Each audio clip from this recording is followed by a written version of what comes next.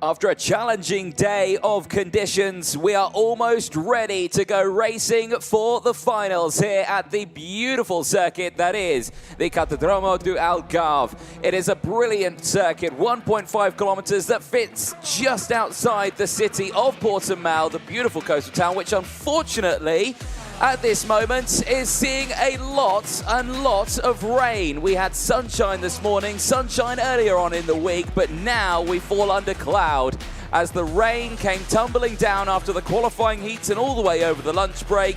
It is still not completely stopped raining, and it's just causing absolute, drama down in Parc Fermé, with drivers having to switch over to those wet tyres. Myself, Anthony Jordan, and Nicole Sutherland will be in the commentary box over the course of the next few hours to take you through the three finals that are coming up. But let's take a closer dive into the circuit that we are racing on today. Year of opening 2010, the Kartódromo Internacional do Algarve. Event record set in time qualifying this morning by Gabi Teixeira in the senior category with a 57.483 in the OKN senior karts. The track itself, though, a brilliant circuit. It is 1,531 meters, 192 down the start-finish straight, followed by 152 meter second half of the front straightaway. Then you have the track. It's 8 to 10 meters wide with 4 meters of elevation, the highest part of the circuit being the final corner at turn 17, the lowest part of the circuit being turn 12 right at the bottom. But there are 17 of those corners, and each and every one of them provide fantastic overtaking opportunities all the way around the circuit. It is a roller coaster of a layout with ups and downs, high curves, positive and negative camber, but all of them do provide good overtaking opportunities. We've seen them in towards turn 3, turn 5, 8, 13 and 14, 16, also a couple into turn 17 as well. 17s in total though, 10 to the right, 7 to the left, and of course that all-important hairpin. Top speed, drivers reaching 112 kilometers an hour into the braking zone down in towards turns number 2 and 3, averaging around 95 kilometers an hour around a lap. I suspect that'll be a little bit slower now going into this final as the wet weather returns and the speeds will drop just a little bit. But it's coming up very, very soon. It's the first final. It's OKN Junior coming up next.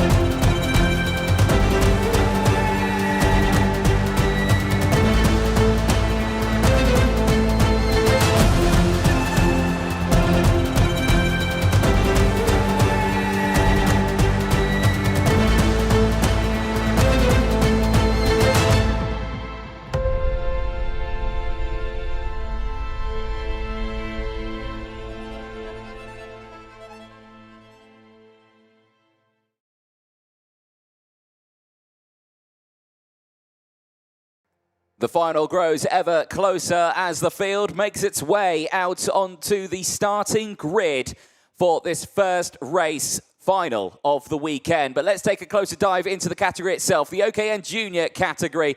Drivers aged between 12 to 14 years of age, a grand total of 34 entries into this weekend from nationalities spanning all over the world here for the first round of the academy program here at the Portugal circuit.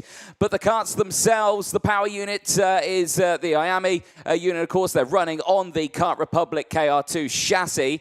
They're outputting quite a fair bit of power, 27 brake horsepower, revving up to 15,000 RPM, but it is the IAMI 125cc engine putting out there. Basically the same engine as what the seniors would have, except these ones are slightly restricted. Minimum weight, 140 kilos. That is kart and driver included. Any gram underneath that, they'll be in a spot of bother. If they're over that, it's no bother at all.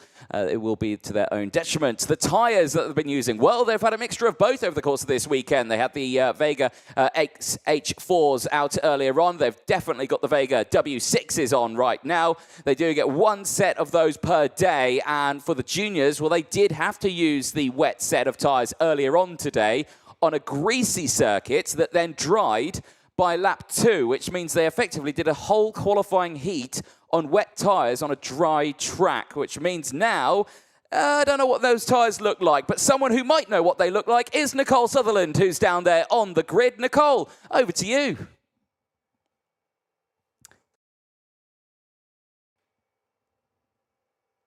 You as well. Casper, the wets are scrubbed in, the track is looking very wet now. What are you thinking? Well, the wets are not in the best conditions, but I slowed down after the checkered flag, so it's not that bad as it could have been. Well, it's going to be a pretty interesting race on wet, so... It definitely will be, and I saw you just had a chat with our race director, Martin Bean. What did Martin say to you? To don't go, to slow down before the red line and, to don't speed up too fast. Absolutely, Casper. And this circuit then in the wet, we did some testing earlier on in the week. What's it like to drive? What's really important to remember? Well, important is to remember to go really fast, and to don't be afraid. Because when you're afraid of wet, you're not good at wet. Great to hear from you, Casper. Best of luck for this race. Of course, it is the first final of the 2025 Champions Academy programme. We've got the kart number 33 of Vanessa Schilkenater. Vanessa been very strong so far in this race weekend. Vanessa, feeling good? Yeah, feeling good, great. Yeah. And back in the awning then, the driver tent, who have you got with you this weekend and what have they been telling you to make sure that you're fast? So I take my coach, which is Kenny Rusin. Thank you for him. And yeah, he's telling me all the weekend what to do, what to be better. And for 2025, you've joined the F1 Academy Discover Your Drive programme. What's your experience been like so far this weekend? It was good. We was fast all weekend, I will say. Even that we struggle a bit, but it was okay. Well, best of luck to you, Vanessa. Thank you. Go and have some fun out there. Thank you. We'll keep heading down our grid then. We've got the 24 of Benjamin Westwood behind me. Benjamin having a quick chat there. Benjamin, you've had, very, very fast so far. Bit of bad luck in one of the races, but, that's racing. How are you feeling ahead of this final? It's good. I'm happy to be in the second front row, and we'll see. And of course, we've had a bit of dry racing, a bit of wet racing. This final is definitely going to be wet. What's the Portimão circuit like to drive when it's wet conditions? It's mixed conditions, so I don't know, sometimes inside, sometimes outside. Great to hear from you, Benjamin. Then Vanessa's stood there smiling at Benjamin because she's just had to do an interview as well. We've got Connor Clancy, the number 35, to my right. Connor, this weekend so far, what's your experience been like? What's the competition like out there? Yeah, the competition's really tough. Raj Cody's really fast, so is most of the drivers here. So yeah, it's really tough, and the conditions have been really wet, so yeah. My co-commentator, Anthony, he was talking shortly about the conditions of the tyres. Of course, we saw it wasn't ideal for you guys earlier on where, it was drying and you were having to use the wet tyres. How are you going to handle maybe not having as much grip as you would like out there?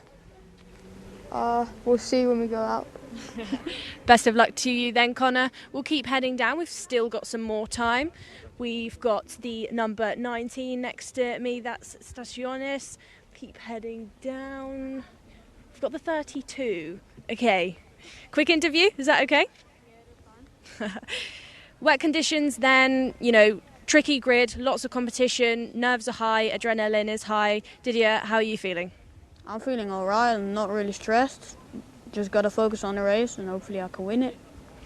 And of course, one of the big deciders on how you get on in a race is always the first corner.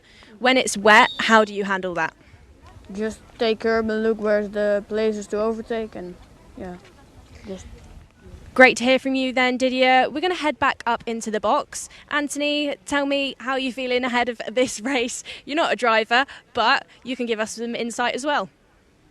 Well, I tell you what I am feeling. I'm feeling mighty dry up in the commentary box here. Nicole, I'm sure you're not feeling too down there. The rain is still coming down at quite some way. Yeah, for these drivers here right now, it has been a tough one. But let's quickly fire through that starting lineup as these drivers will be heading out very, very soon. Casper Reipold and Vanessa Schilkanete on that front row of the grid. Connor Clancy and Benjamin Westwood on row 2. Noyes Staciones and Ji Huafei go from row number 3. Didier Kreeft, who we just spoke to, will have Albert Tam for company alongside. Tam having some really good results earlier on in the races. Looking forward to seeing what he can do from row 4 this time. Xavier Dudkowski and Manny Nuvolini go from row 5 and they round out the top 10. Row number 6 sees Vicky Farfus from Brazil and Angelina Simmons, 2 of the Discover Your Drive Initiative drivers, starting on that 6th row of the grid. Julia Montaler and Ioannis Kolovos go from row number 7. They will have the likes of Emma Dowling and Enna Pizzuto on row number 8.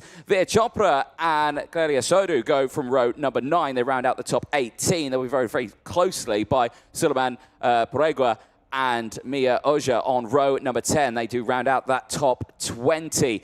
Julie Anglard and Samuel Di Gaudio on row number 11. They'll have the likes of Leonidis Peruzzi and Jan Michaleshko on row number 12. Nathan Kappen and Nicholas Karayanis round out row number 13. They will have Egon Perdotti and Axel Nocom of the Philippines on row number 14. Sanjana Dandu starts alongside Keo Correa, who wasn't out on track earlier on. Hopefully they are now in this final, but they should be starting from row 15. Jason Cosmopoulos and Sujana Dandu go from row 16, and then it will be Nefeli Cosmopoulou and Shivan Mohan on row number 17 to round out the 34 kart field out there, and I'm not sure if there are any karts missing at all. Nicole is back in the commentary box now. I'd say it was a lot warmer in here, but I think I turned the fan on for a little bit, so it's cooled down a little bit. Eyes on the drivers here. Casper Reipold, really, really strong performance from him over the course of this one. Great first qualifying heat, took a P1. Great second heat, took a P2. Just missed out from Vanessa Schilkanete. Now that the conditions are like this, and like I say, we've got our first proper wet track race. I've got no idea for this one in terms of results. What do you think? I don't think it would be fair to even try and guess, to be honest. It's always good to try and guess, though. There you go. You've handled that question very well. Usually that's like, oh, you've put me under the bus on that one.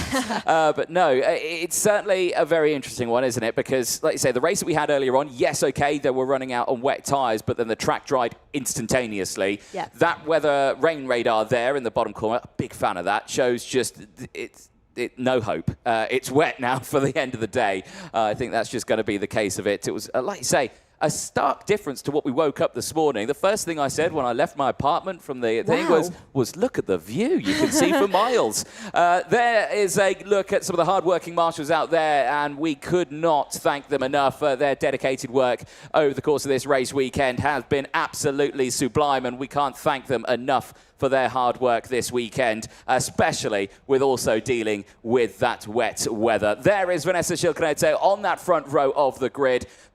Brilliant. She's psyched. She's ready. She's ready for this one. She took a qualifying heat win earlier on. She knows what she needs to do. Can she do it again? Yeah, and by the smile on her face when I was stood next to her, she doesn't look remotely nervous. Like you said, she's psyched, she's happy, she's excited. I'm expecting great things from Vanessa, not just in this race, but for this year. Yeah, indeed. The confidence is very much there. There is our race director and deputy race director, Martin Bean and Noelia Franco, who are on the starting gantry, and they're waving in the wrong direction. The camera's in front of them. There it is. They've realised now. Perfect. But they're watching this race from a high vantage point. They've been keeping an eye on absolutely everything. And they're, of course, in constant communication with the race control team as well. Of course, behind the scenes, they are tucked away, nice and warm and cozy, out of the rain, watching about 50 cameras that are spread out along the circuit, watching everything that maybe we don't see on the broadcast. Here we go then. Engines get fired up. We're about to go racing for the first final of the 2025 season for the Champions of the Future Academy program. We have had that grid. It's all down to this one now. get as much temperature into these tyres as you can. And Nicole, I'd just say, how were those tyres looking down there? You had a bird's eye view of them. I had a brief look as well. Some of them looked okay, some of them looked all right, but again, what would you think, as a driver's point of view, how did they look? I won't name names, but some of them didn't look great. Some of them looked like slicks. They not quite slicks. Let's go with inters, maybe. Okay, good. Yeah, some of them were a little bit chewed up. You could see that the rubber, was really falling away from them. Some of these drivers are gonna have to, be careful where they're putting those karts now, not push too hard too early as well. You don't want to do that and then fall off halfway through the race. No, exactly that. There is our race control team. Head of race control, Joanna Falcao, and joined by David Manchester as well. They are in constant communication with the stewards. They're in communication with the team out on track as well. They can see absolutely anything. You can't get away with a single thing out there. So trust me, best behave yourself out there. And no one likes a trip to the stewards after a race meeting, do they? No. How many times have you been to the stewards, Nicole? Not going to answer. Excellent. That's a smart answer to that one. 14 laps this race. This is the longest race they'll have done this weekend. Of course, the races that they did earlier on were a lot less, 7 laps. So effectively, it's doubled the distance for them. What's that going to do for a driver as well, especially knowing that these tyres have been abused by quite some way? You've got to almost have a bit of a game plan, I think, when it comes to both tyres and the wet. Of course, it doesn't bunch up quite as much in the wet as we typically see in the dry, especially because drivers have different ways that they like to approach corners in the wet. There's a few different options that you can choose. So it probably won't be as bunched up as we would typically see, but it's going to be feisty, it's going to be fiery, and I'm looking forward to seeing who's going to take this win. Yep, certainly so. Well, we're getting very close to that time as they are heading down into the bottom half of the circuit now between turns 12, 13 and 14. They'll be approaching the start line, or effectively the red line on the circuit. There are 2 marshals there. You can see in the background they've got cones there. They've also got a big red line over the circuit, which they probably will struggle to see now that it's covered in water. But from this point onwards, no overtaking is permitted. So if you're out of position, maybe just like that, I don't know from that camera. I think he was just getting to his position without overtaking anyone in his lane, but I don't know. But yeah, we go. That might be an interesting one that they might look back on. But here we go. We're into the tram lines. Are we going racing? Do the lights go out? The answer to that is yes, as we are racing for the first final of the season. And it's a brilliant start once again for the inside line as the spray kicks up and drivers running wide onto the grass. But I think everyone amazingly holds on to that one just. That's an incredible sight, that one. So much spray kicking up. It's not lasted too much longer, though. There is a rotation at turn number 3. 1 driver and yellow flags out, and hopefully they can get restarted. But crucially, at the front here, I think, is that Vanessa Schilcanetta, who is leading the way in the number 33. It might possibly be, but we'll confirm that in a few moments' time. No, it's not. It is Casper Reipold who leads the way in the number 12, and it's the number 35 of Connor Clancy who's got himself up into second place. So you can clearly see there that row has worked out a little bit better there, but the race going on nicely, and these drivers looking quite comfortable, I would say, in this early stage. A lot of standing water in parts of the circuit as well. They will need to be careful here as they sort it out. There is a rotation as well in the background. A couple more drivers. In fact, there's a multitude of drivers out of this race. I think one of them actually might be Clelia Sodu. Yeah, Sejana Dandu is off. Yeah, Karianis is also, and Prodotti also off, and then there's a couple more there as well, indeed. So there's many drivers who have fallen off the circuit on that opening lap, but all the meanwhile at the front here, Nicole, all fine and clear. Yeah, absolutely. And of course, when going around this circuit in the wet, it's going to feel really light for these drivers. The car is not going to feel how it typically does. It's going to be slippy and slidey and almost have this weird kind of squishy sensation to it. As going down into turn 3 then, Anthony, we've lost more drivers down there. Indeed, it's one of the trickiest parts of the circuit. It's downhill, it's off camber, it's wet, and you're on the brakes. So let's just see what happens here, because, all these drivers just thinking they've got to keep it right on the edge of adhesion to try and close in as much as they possibly can. But it is just a case of you push that little bit too hard, the back goes out. And of course, with these cars, there's no just pressing a button and away you go. You've got to really try and restart it. So it is a big shame. And yeah, you are in saying we've got so many drivers already out of this race. One of them, not including Benjamin Westwood, from starting so far up in the order. He's down in 29th place and pretty much out of contention in this final. Out on my grid walk then, Connor Clancy said how quick Casper Reipold was. Connor behind Casper then going into turn 1, trying to push, get onto the back of Casper. Oh, and it looks like he's got the move done. Connor Clancy goes in on Casper Reipold through turn 2. Keeps it stuck there through turn 3. Looks like Reipold might try and have a look, takes a look over his shoulder to make sure the kart in third doesn't have a look. Connor, fastest lap there with a 1.12. Yeah, it did. I was just watching them through the hairpin of turn number 5 there as well, and you saw the two very different racing lines. You saw Clancy hug that inside curb, use that curb to his advantage to kind of pull the kart round the corner and get it on the exit, versus you saw Reipold taking the traditional wet racing line right on the outside, trying to get that power on later on, and it seemed to have worked in Clancy's way. But not every corner is going to be the same like that, because there you see it, both of them taking the traditional wet line right on the outside and then sweeping it back in. Maybe something to note then, Anthony, where the elevation changes quite a lot on this track. You're going to have probably stagnant water in some areas, and then other areas it's a lot drier. Well, there are parts of the circuit where there is quite a bit of standing water that crosses over, because like you were saying, those undulations, the water runs down through the ground, through the grass, it then rejoins onto the circuit somewhere else, and yes, it does cause a bit of a river effect. So Clancy in the lead now. Reipold's not dropped back at all, stayed right with him. They are line astern right now, and the pace is looking pretty quick from both of them. There they are again, going down towards turn number 5. This time around, both of them taking the traditional line, so no, not gaining or losing any times. My question is, no Eustaciones there in third place. 2 places gained, has been looking quick, has gone quicker than both of the drivers ahead of him in the first sector on this lap alone. Manny Nuvolini as well, who's currently in P5, battling with Vanessa Schilcaneta, is purple in sector 1. So again, the pace is much quicker further down the order. We may be seeing these drivers in the lead, but the pace isn't actually quite there just yet. No, and somebody who has got a good pace is Didier Krieft, but I did previously just see a flag fly up to say that he was under investigation. Indeed, yeah, the number 32 is under investigation in this one, so they do need to be just that little bit careful over the course of this race. And Margaret, I'm just looking down the timing screen here. I'm seeing big movers here, so for them, Leonidas Peruzzi up 11 places as well.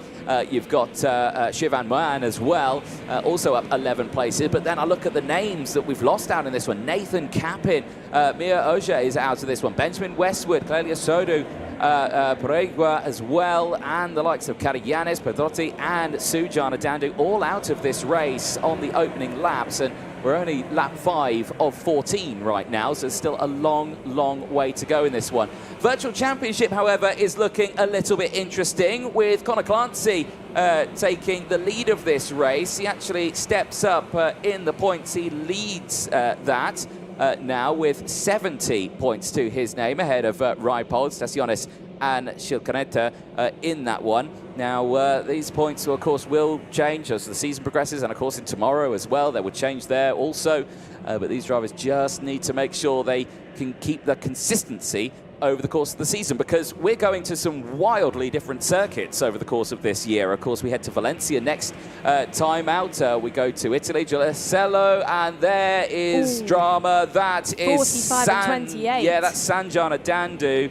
And another as well. I believe that might be the likes of Delguido. Yeah. Sorry, Delguido. Yeah, he is indeed. Down in 24th place now. So 2 of those out of this race as well, and that's a big shame. Emma Dowling also has had a bit of drama in that one. She's tumbled down to 23rd place also, so she's having a bit of a nightmare out there. So we'll keep an eye on all of this as it progresses, and again, the biggest movers out there again still moving around. You've got Peruzzi and Mikaleshko, 10 places gained. Axel Nocom now with 11 places gained, and Shivan Mohan now with 15 places gained. So big movers here. Back with these runners here though. Is that a change for the lead? I believe it is. Reipold now in the lead, and they are battling here. So here we go. Reipold nearly losing out there, right on the outside line. Clancy trying to dive it down the inside. Now Staciones has closed in. This is first, second, third, and fourth, all in the same camera shot.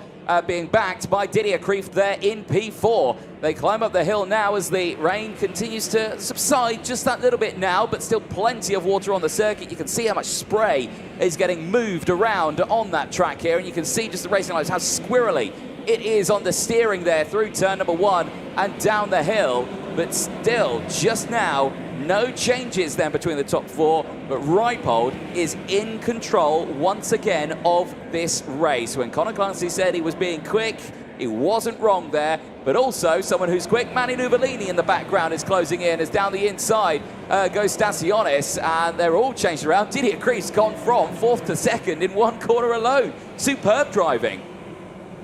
Well, there they are as they go into hairpin number 8 and 9. You can see that Kreeft is there in 2nd place now. Reipold's managed to break away by about 0.6 of a second. So we'll keep an eye on this 2nd place battle. As you can see there, karts stricken all over the side of the circuit. But eyes will be focused on this one as down the inside, here comes Manny Nuvolini, fastest lap earlier on, and now gaining those positions is up into P4. Manny Nuvolini is on the charge here. Manny's gaining those positions, but this is meaning Casper Reipold is gaining that time. He's now got a 1 second lead, so he can maybe have a little bit of breathing room there as they come back around. There on your screen is Casper coming through turn 2, nice and controlled, nice and smooth. You know, we're not seeing him, you know, make mistakes and slide off the track. He's getting into those corners, getting the back wheel jacked up, nice and hard on the brake, nice and hard with the steering wheel. Fantastic driving from here, and it's all getting a bit exciting there from our front pack. Anthony Jordan. Yeah, indeed. Well, they are all just playing around with those different racing lines once again, and this is that tricky point of a final. You had the busy start, you had them close in, you had the busy little contretemps a few moments ago. Now it's into the, right, keep it consistent, keep it calm, try and close those little gaps here and there. It's not a time you want to experiment with racing lines. Stick to what you know. Stick to what you know, stick to what maybe the other drivers are doing and see if you can do it just that little bit better than it. But if you start doing drastic different changes, like thinking, you know what, I'm going to take a tighter line this time around, that's where you start to lose a considerable amount of time, unless it is quicker and what you're doing is working. So, you know, it's that fine line, but it's whether or not you know exactly. And we're seeing these gaps here now. They are just continuing to open up. Like you say, Reipold's lead is now 1.1 seconds. So, yes, he's not gained a huge advantage, but it's still an advantage. It's gone from a second to now 1.1. So Kreeft needs to think about what he wants. And there you go, Reipold, clear air in front, fastest lap of the race. He's just able to put in those times now. And put it this way, all the sectors on that last lap were not optimal sectors, which is the funny thing. They were all off his personal best. Yeah. So none of them were good, but they were all consistent across the lap.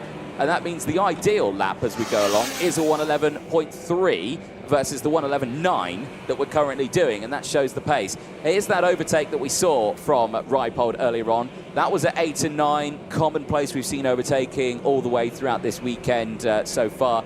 A lot of standing water there, but utilising the exit there quite a bit, I would say. But also going back to those optimal lap times, it just shows how challenging it is for these drivers in the wet to deal with the understeer, the oversteer. You know, getting a perfect lap in the wet where you can string together 3 good sectors is such a challenge. Because driving a car on wet tyres, it's one of those weird things, isn't it?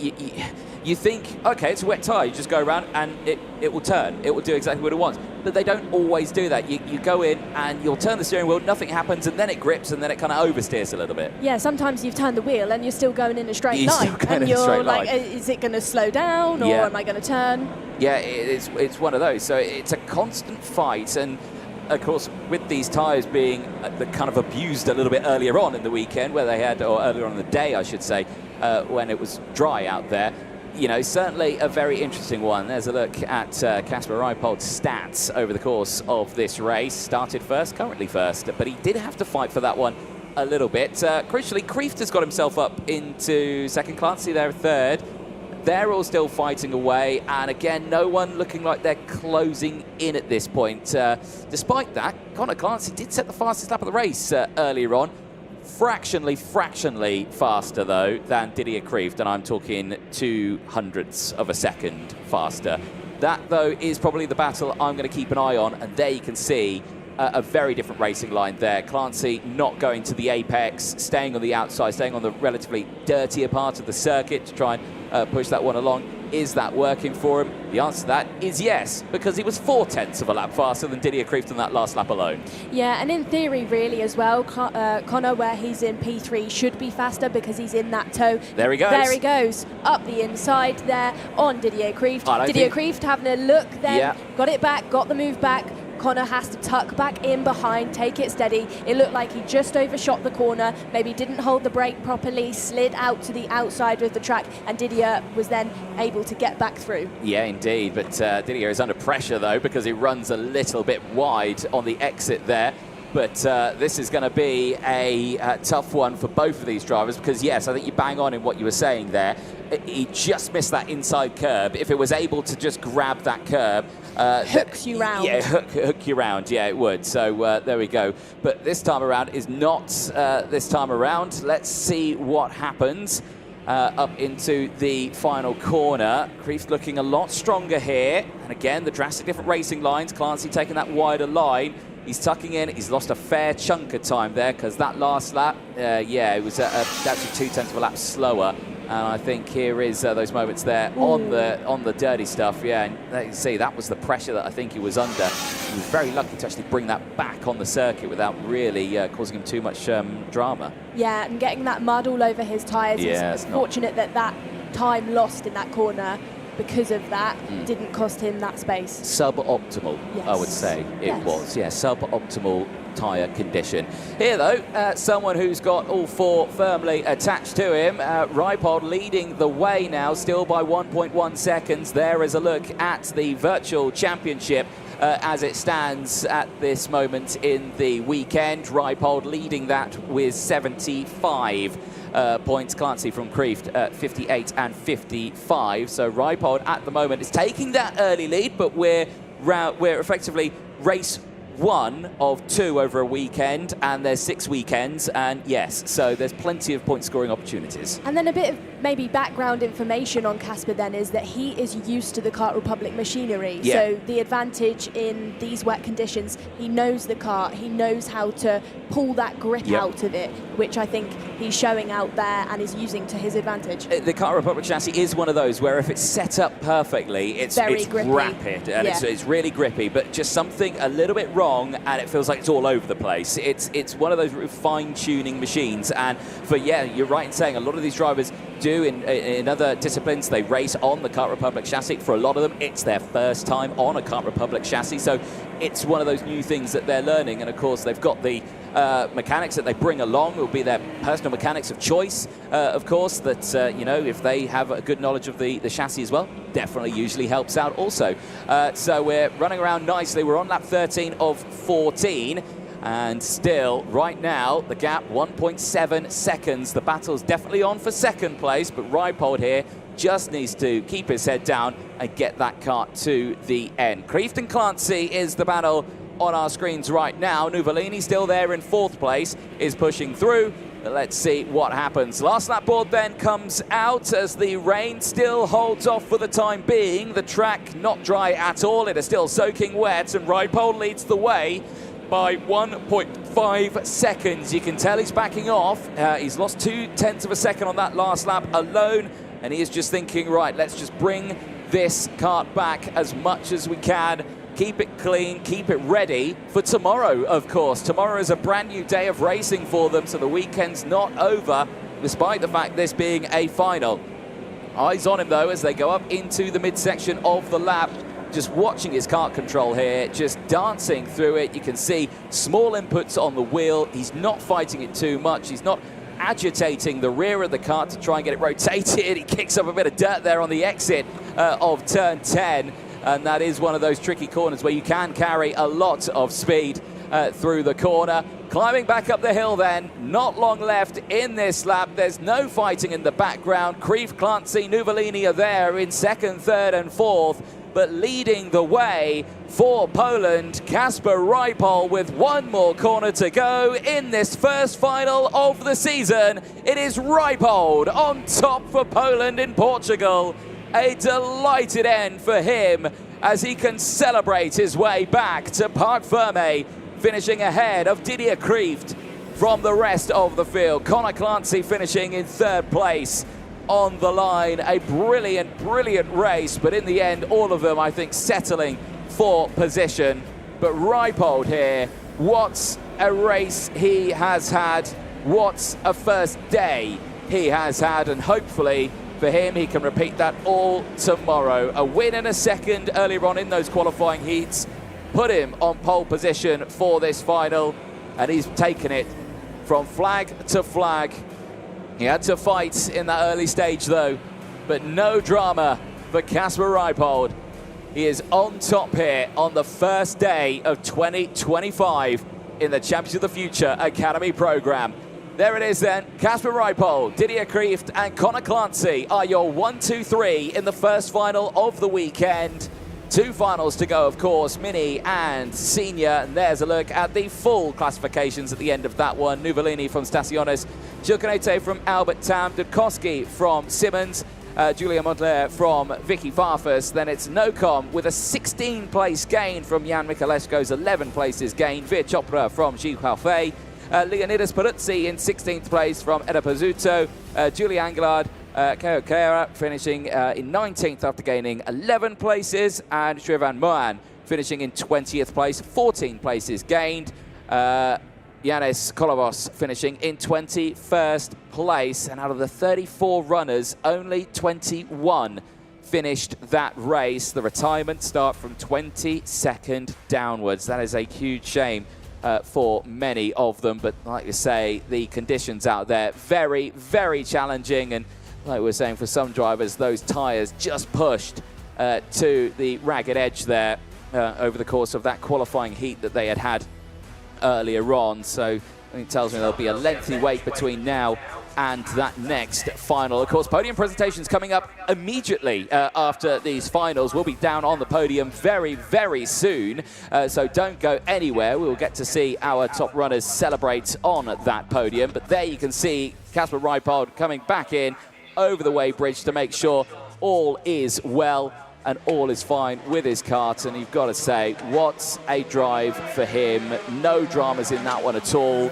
Concentrated all the way to the end, focused to the end, and just no drama for him. And look at that, he's got a calm, cool, collected face on it. Like you say, the weekend's not over. It's got a brand new day tomorrow, of course, and there's plenty still left to happen. Let's have a look at the highlights from that race then, as the spray was the biggest thing here. The first time they've had a full pack in. You can see some drivers just squeaking out onto that grass on the runoff, and it was good through turn 1 and turn 2. But getting in towards turn 3, that's where the drama really started to unfold. We lost our first 2 drivers at turn number 3, and that started the long list of retirements. Sujana Dandu, Egon Prodrotti were some of the first to be out of the race. Karianis was another one as well. Salaman Paragao is another one as well. 31st place he finishes. So do Westwood, Oja Kapin, Cosmopoulos is one. Sanjana Dandu, Del Gaudio is another one. Dowling and Cosmopoulou, all retirements from that race. So again, a huge list of drivers that didn't make it to the end. But like you say, one thing they can take away is the fact that they've got a brand new day tomorrow. So there is no drama there. On to lap 11 of the race, we started to see the really close battling then between Clancy and the likes of the rest as well. And, well, Noya Staciones in that number 19, I think on my screen here, has just picked up a 5-second, Didier Kreeft, I should say. Kreeft, who was in second place, I think has just picked up a 5-second time penalty at the end of that, and he's tumbled down to P5. Well, that is a huge, huge shock then for Didier Kreeft. He misses out on a podium, as what my screen tells me. That 5-second penalty being applied drops him down to P5 at the end of that race. So crosses the line second. So that promotes Manny Nuvolini then up onto the podium at the end of this one. Of course, everything I say here is provisional, so don't take my word fully for it. But a gain of 7 places right at the end there, closing in, manages to push himself up into that top 3. So he'll be delighted with that one. And hopefully we'll get our top 3 on that podium in a few moments' time. But there you can see, for some, there is elation. For some, there is, well, unhappiness at all in that one, because just at the start of these races, never nice to drop a wheel off. But let's head down to Parc Fermé. I'm sure Nicole's got some of the happy drivers down there. Nicole, over to you. We're walking over to the podium then, and as you can see, I am with Manny Nuvolini, Connor Clancy, we've got Didier Krief behind me. Manny, fantastic results. You feeling good? Are you happy? Oui, je suis très content. Ça s'est passé pas très bien pour les deux premières manches, mais je me suis un peu rattrapé à la finale, comme on va dire, comme ça. Great to hear from you then, Manny. We've got, who've we got? Connor. Let's walk and talk over towards the podium then. Fantastic way to start this championship, great result. But can you tell me what it was like when you were driving around out there? Yeah, it was really good because in the practice I was not very good in the wet. I really struggled. And even we had to put the wet tyres on in heat 2 in the dry, so that really ruined the tyres. So I was like, I don't know how this race is going to go. But I went out there, pushed as hard as I could, and it was all right. So. Yeah. And when you were pushing, did you find that it was difficult to not make a mistake, or were you quite confident that, you know, every corner you could, you know, nail it? Well, obviously in the wet it's so unpredictable, so I wasn't really sure what was going to happen. I was just trying to stay as calm as possible and just focus and then keep banging consistent laps in. Great to hear from you then, Connor. We've got Casper Reipold has just run off in front of me, but of course he is our race winner. Casper, great to see you again. I saw you on the grid not that long ago. You must be absolutely ecstatic with that result. Yeah, it's not bad. I think it's better than not bad. I think it's pretty impressive. Yeah, maybe.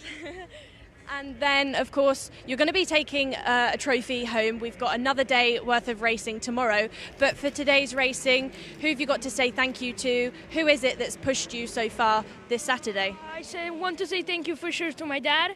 He was always with me here. For sure to my mechanic. I have the same one from the beginning. The coach, also the same one from the beginning. And friends and my mom. Yeah, that's all. Great to hear from you then, Casper. I think it is time to head over to Anthony Jordan to introduce our drivers onto the podium.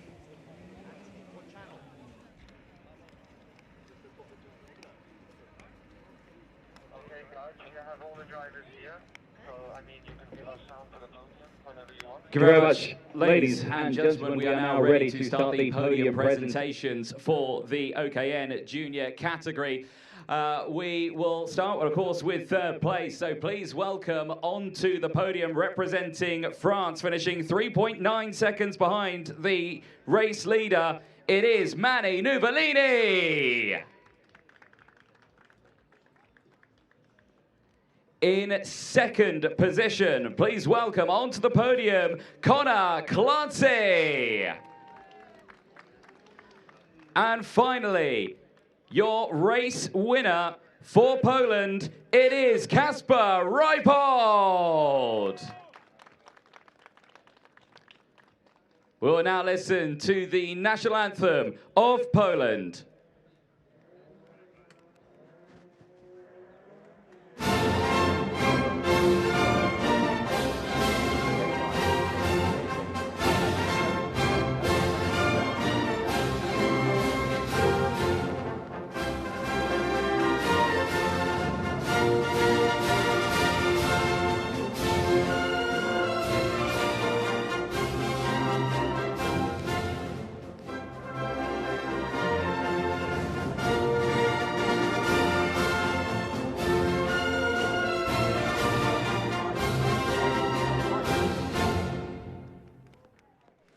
Well, thank you very much, ladies and gentlemen. Big round of applause for the OKN Junior category. We'd now like to welcome James Gardle from the RJC Group to present the winner's trophy, starting with third position, Manny Nuvolini.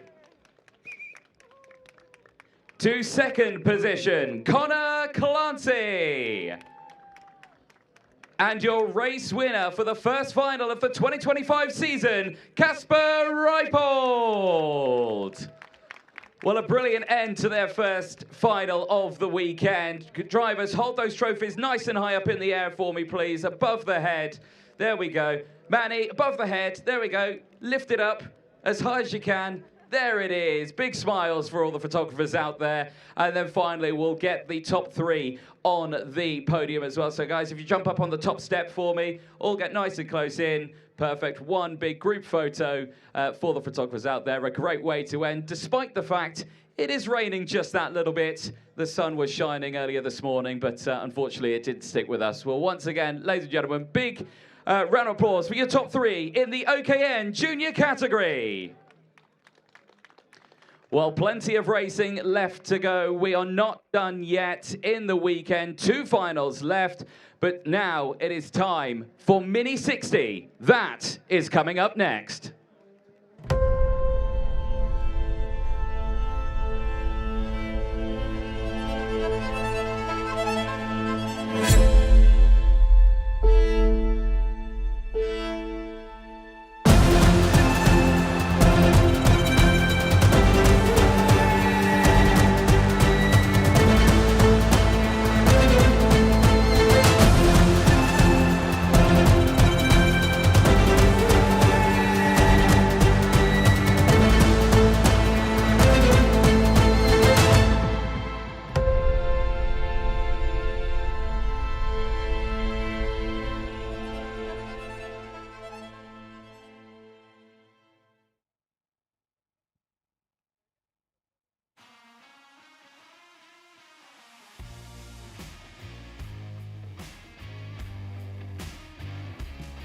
Well, welcome back, ladies and gentlemen. That's 1 final down, 2 to go, as Mini 60 are moments away from heading out onto the circuit. It has been a very challenging day with conditions changing backwards and forwards, but the rain once again has started to fall here at the Algarve circuit, just outside the city of Portimão.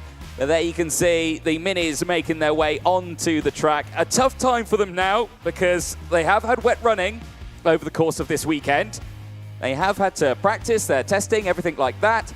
However, this is the first time we're going to see them properly racing on a wet circuit. Mini 60 then, drivers aged between 8 to 12 years of age. So many entries into this weekend. So many talented drivers from all over the world racing here this weekend. But it's been a tense time for many of them.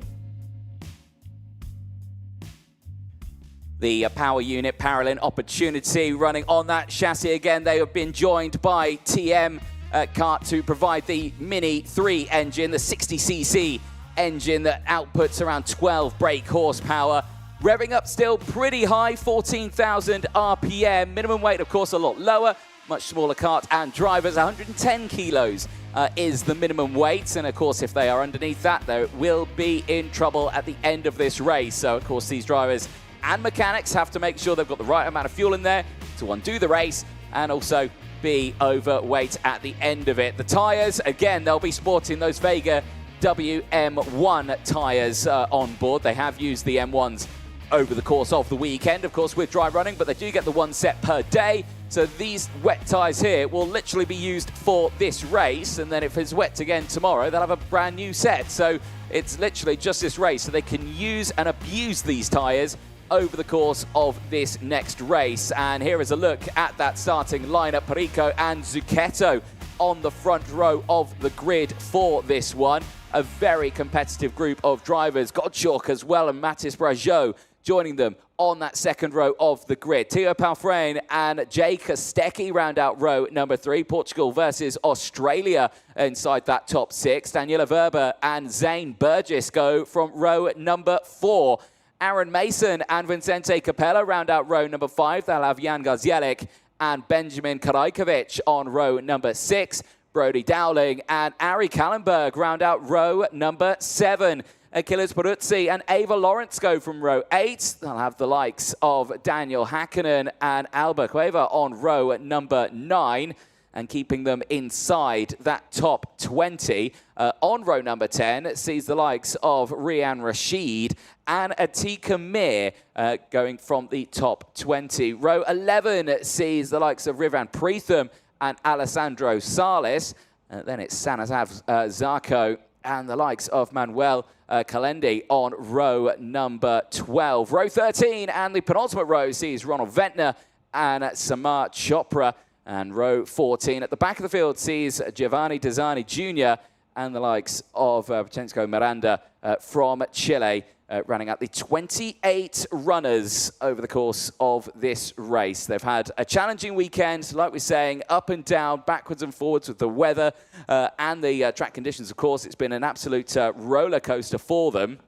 But now it's kind of settled. It's a wet race. It's the first time we're going to see them in sort of conditions properly racing this close to each other like this. They had challenging races earlier on, of course, with it. Possibly the threat of rain was looming in the air. They were out in slick tyres. It was a dry track, and there was a threat that it could rain. It didn't, however. It held off for them. But this is the first time now they will see them race in these sorts of conditions. So you can imagine tension starting to build just that little bit now for the Mini 60 category. Like we were saying, of course, it's a long old season for the Mini 60s. This is the first point scoring opportunity of many. But let's head down to the grid. Nicole Sutherland, over to you. Thank you, Anthony. So I'm stood on what is becoming a very, very wet track now. The rain is getting heavier. We've got 5 minutes until these drivers head off. So 5 minutes to catch up with them and ask them how they're going to deal with these wet conditions. The first driver, of course, is Nicolo Perico, who has had pretty much a 10-10 performance so far. Pole and quali, 2 heat wins. Nico, new boots for this race. These wets have not been scrubbed in yet. How do you feel about that? Yeah, I'm calm, just focus, and yeah, we will see and push. Push. We'll head behind Nico then to our second row. We've got Win Goodschalk behind us, the American driver. Win, feeling good? Yes, really good. And of course, our pole sitter, Nico, has had a really good performance so far. He's the one to beat. What do you have to do to try and overtake him, do you think? I just go and let's see if I can overtake him and don't go in the back. And the wet conditions then out there, how do you deal with that? What's important to do whilst you're driving around here? Just go fast, focus, and don't spin out. Fast, focus, and don't spin out. Some more time then to speak to our drivers. We've got Mathis Brajo there. I'm going to go round the other side of the kart. Mathis, driver from Villeneuve de Charlotte in south of France. How are you feeling? It was one good race. I start 4, so I want to go in the podium. So I go fast for going the podium. So. Well, we've just had Nicolo Perico say he's going to push. You're going fast. The wet conditions out there, how do you deal with that as a driver, especially the first corner on the first lap? The outside it's one good line, but inside it was better. So I don't know. We look for the first turn at the first lap. Well, best of luck to you then, Mathis. We'll head behind. Who have we got now? We've got Jay Kostecki. Jay, big race ahead of you, long race, especially for the minis. What are you thinking? Good. Hopefully I can move forward to the podium. So a podium you think is achievable? It's more achievable first. First is more achievable? Yeah. Yeah, absolutely. And in the wet conditions then, to be fast, I've been asking all of the drivers I've spoke to so far, what have you got to do to make sure that you've got good pace? Make sure to push, make no mistakes. Well, best of luck to you then, Jay. I'm going to head back up then to Anthony Jordan in the comms box. I'll be joining him shortly. Good luck to our mini drivers. It's their first final of the 2025 Champions of the Future Academy Series.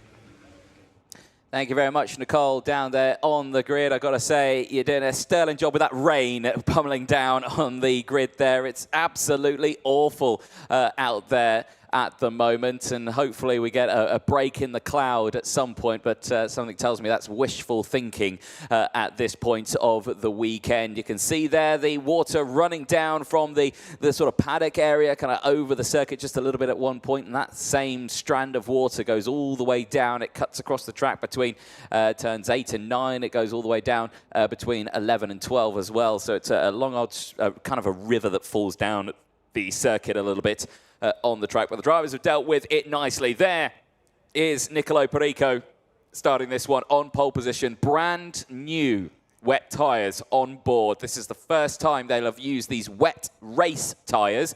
They'll have used their wet practice tyres over the course of the first couple of days. We've had a lot of wet running. We've had a lot of dry running as well, but this is the first time their race wet tyres have been used. So they have got brand new tyres on board. No drama for them whatsoever. They can just use as much of them as they possibly can to get these karts to the end. Some say, you know, using fresh, brand new wet tyres are sometimes a little bit harder to fully get up to temperature and use them, but usually it takes a couple of laps to do that. But hopefully these drivers just get themselves focused in and dialed in as quickly as they possibly can here. We are moments away from starting as the whistle blows. Engines fire up, but not all of them. Some drivers getting stuck on the grid there. I could see one of them, the 824, just not getting away well there. That's Aaron Mason, but he's got it started up now and got it going. So this will be, well, you would think it would be a couple of fast laps on this one, but however, Nicolo Perico is keeping the pace nice and slow, which means there's a lot of weaving going on there for drivers to try and get temperature into the tyres to scrub off that top layer of sort of release agent on the tyre sort of thing. But at this moment in time, they've got to be super careful because you don't want to overdo it because you don't want to spin. And already we're seeing some yellow flags out there. Our drivers have rotated in this stage. It's very easy to do on a brand new set of tyres on a wet track, but you've got to try and do something, haven't you? There's nothing worse than spinning on your formation lap, is there, Nicole? Are you asking me because you've watched me do this? I think I've seen you once or twice do it, yeah. Twice? Twice? No. No? Once. You've done it once. And I will hold my hands up, okay? Where was it? PFI. PFI, there we go. But there's a look at the rain radar. It is still moving. Sorry, Nicole, there you go. I've thrown you under the bus on that one. But no, there's a look at the rain radar. We're not expecting a break in the clouds. But this is, again, a real tense moment for the drivers. First proper time running in a race situation on a wet track. They've had practice, not racing in it, and the spray is going to be the biggest thing, isn't it? Yeah, absolutely will be. And as I was heading up to the commentary box, I could hear you talking about, obviously, the tyres are brand new. I wouldn't want to, you know, say it with too much confidence, but something I maybe would note is that the tarmac here is quite nice. It's not too grainy, so that's going to make it even harder to scrub those tyres in. Yeah, indeed, and that's why we're seeing a lot of that weaving around and on the track. So. Yeah, it is one of those, isn't it? It is a lovely track here, actually, in Portimão. It's great facilities, great circuit as well. It's kept beautifully. I've got to say, it's the views that get me, even though we can't really see those views anymore now because there's a lot of clouds covering up the mountains. Yeah, definitely. We are moments away from starting this one. Then they're on their actual starting lap now. They've had their out lap. They're on their formation lap now. It all falls down to what these front runners can do here. Perico, Zucchetto starting on that front run. Do you think it's better now for the outside row at the start of these races? You still think the inside's got the upper hand? I think the problem is going into turn one is, of course, there's a lot of what we call marbles on that outside line. So if you're, you know, on that anti-pole side, that makes it difficult because you've got oil down there, you've got the marbles of the old rubber that have flicked off. So tucking into the racing line and that turn one is going to be a bigger challenge. I think the race before, we saw a better performance on the first lap from the pole side. The whole line just managed to tuck in better, and of course there is a curb there. So yes, that's very true. So again, you're saying still that inside line is going to be the place you want to be? Yeah, I would sway towards that. So the likes of Perico, Gottschalk, Palfrain, Daniela Verber, who've got that inside line going into it, they're going to be the ones that, again, throughout on the dry racing, we'll still keep an eye on them. But like I say, Zucchetto might pull something out of the bag here. Lorenzo Zucchetto on that line. We've got some breakdowns coming out of turn. That is That's turn 14 and 15. Yeah, 14 and 15. Two karts have stopped. Yeah, indeed. We'll find out who they are when we cross the line, because two of them, of course, will not clock up. A little bit of a shaky formation on this one. The drivers are not lined up at all. We might be going around again. It is indeed. It's a false start, so we're not going around. We are indeed going around again. Although, you know, false starts, it's not something we want from a race perspective. For these drivers, it's quite a positive thing because this gives them all another lap to get those tyres scrubbed in. Yes, it does indeed. And it also gives Aaron Mason and Rivan Preetham a chance to recover from that spin. However, I don't think they are going to be able to. They've not been able to get it started up. That is their first final of the year, done and dusted. And that is very, very unfortunate for them. Never a nice feeling. But unfortunately, it is what it is. It's racing. You know, if the kart just doesn't want to go at the start of the race, it doesn't want to go. For the rest of the field then, like you say, they get that extra lap to get some temp into the tyres, to get that sorted out and focused.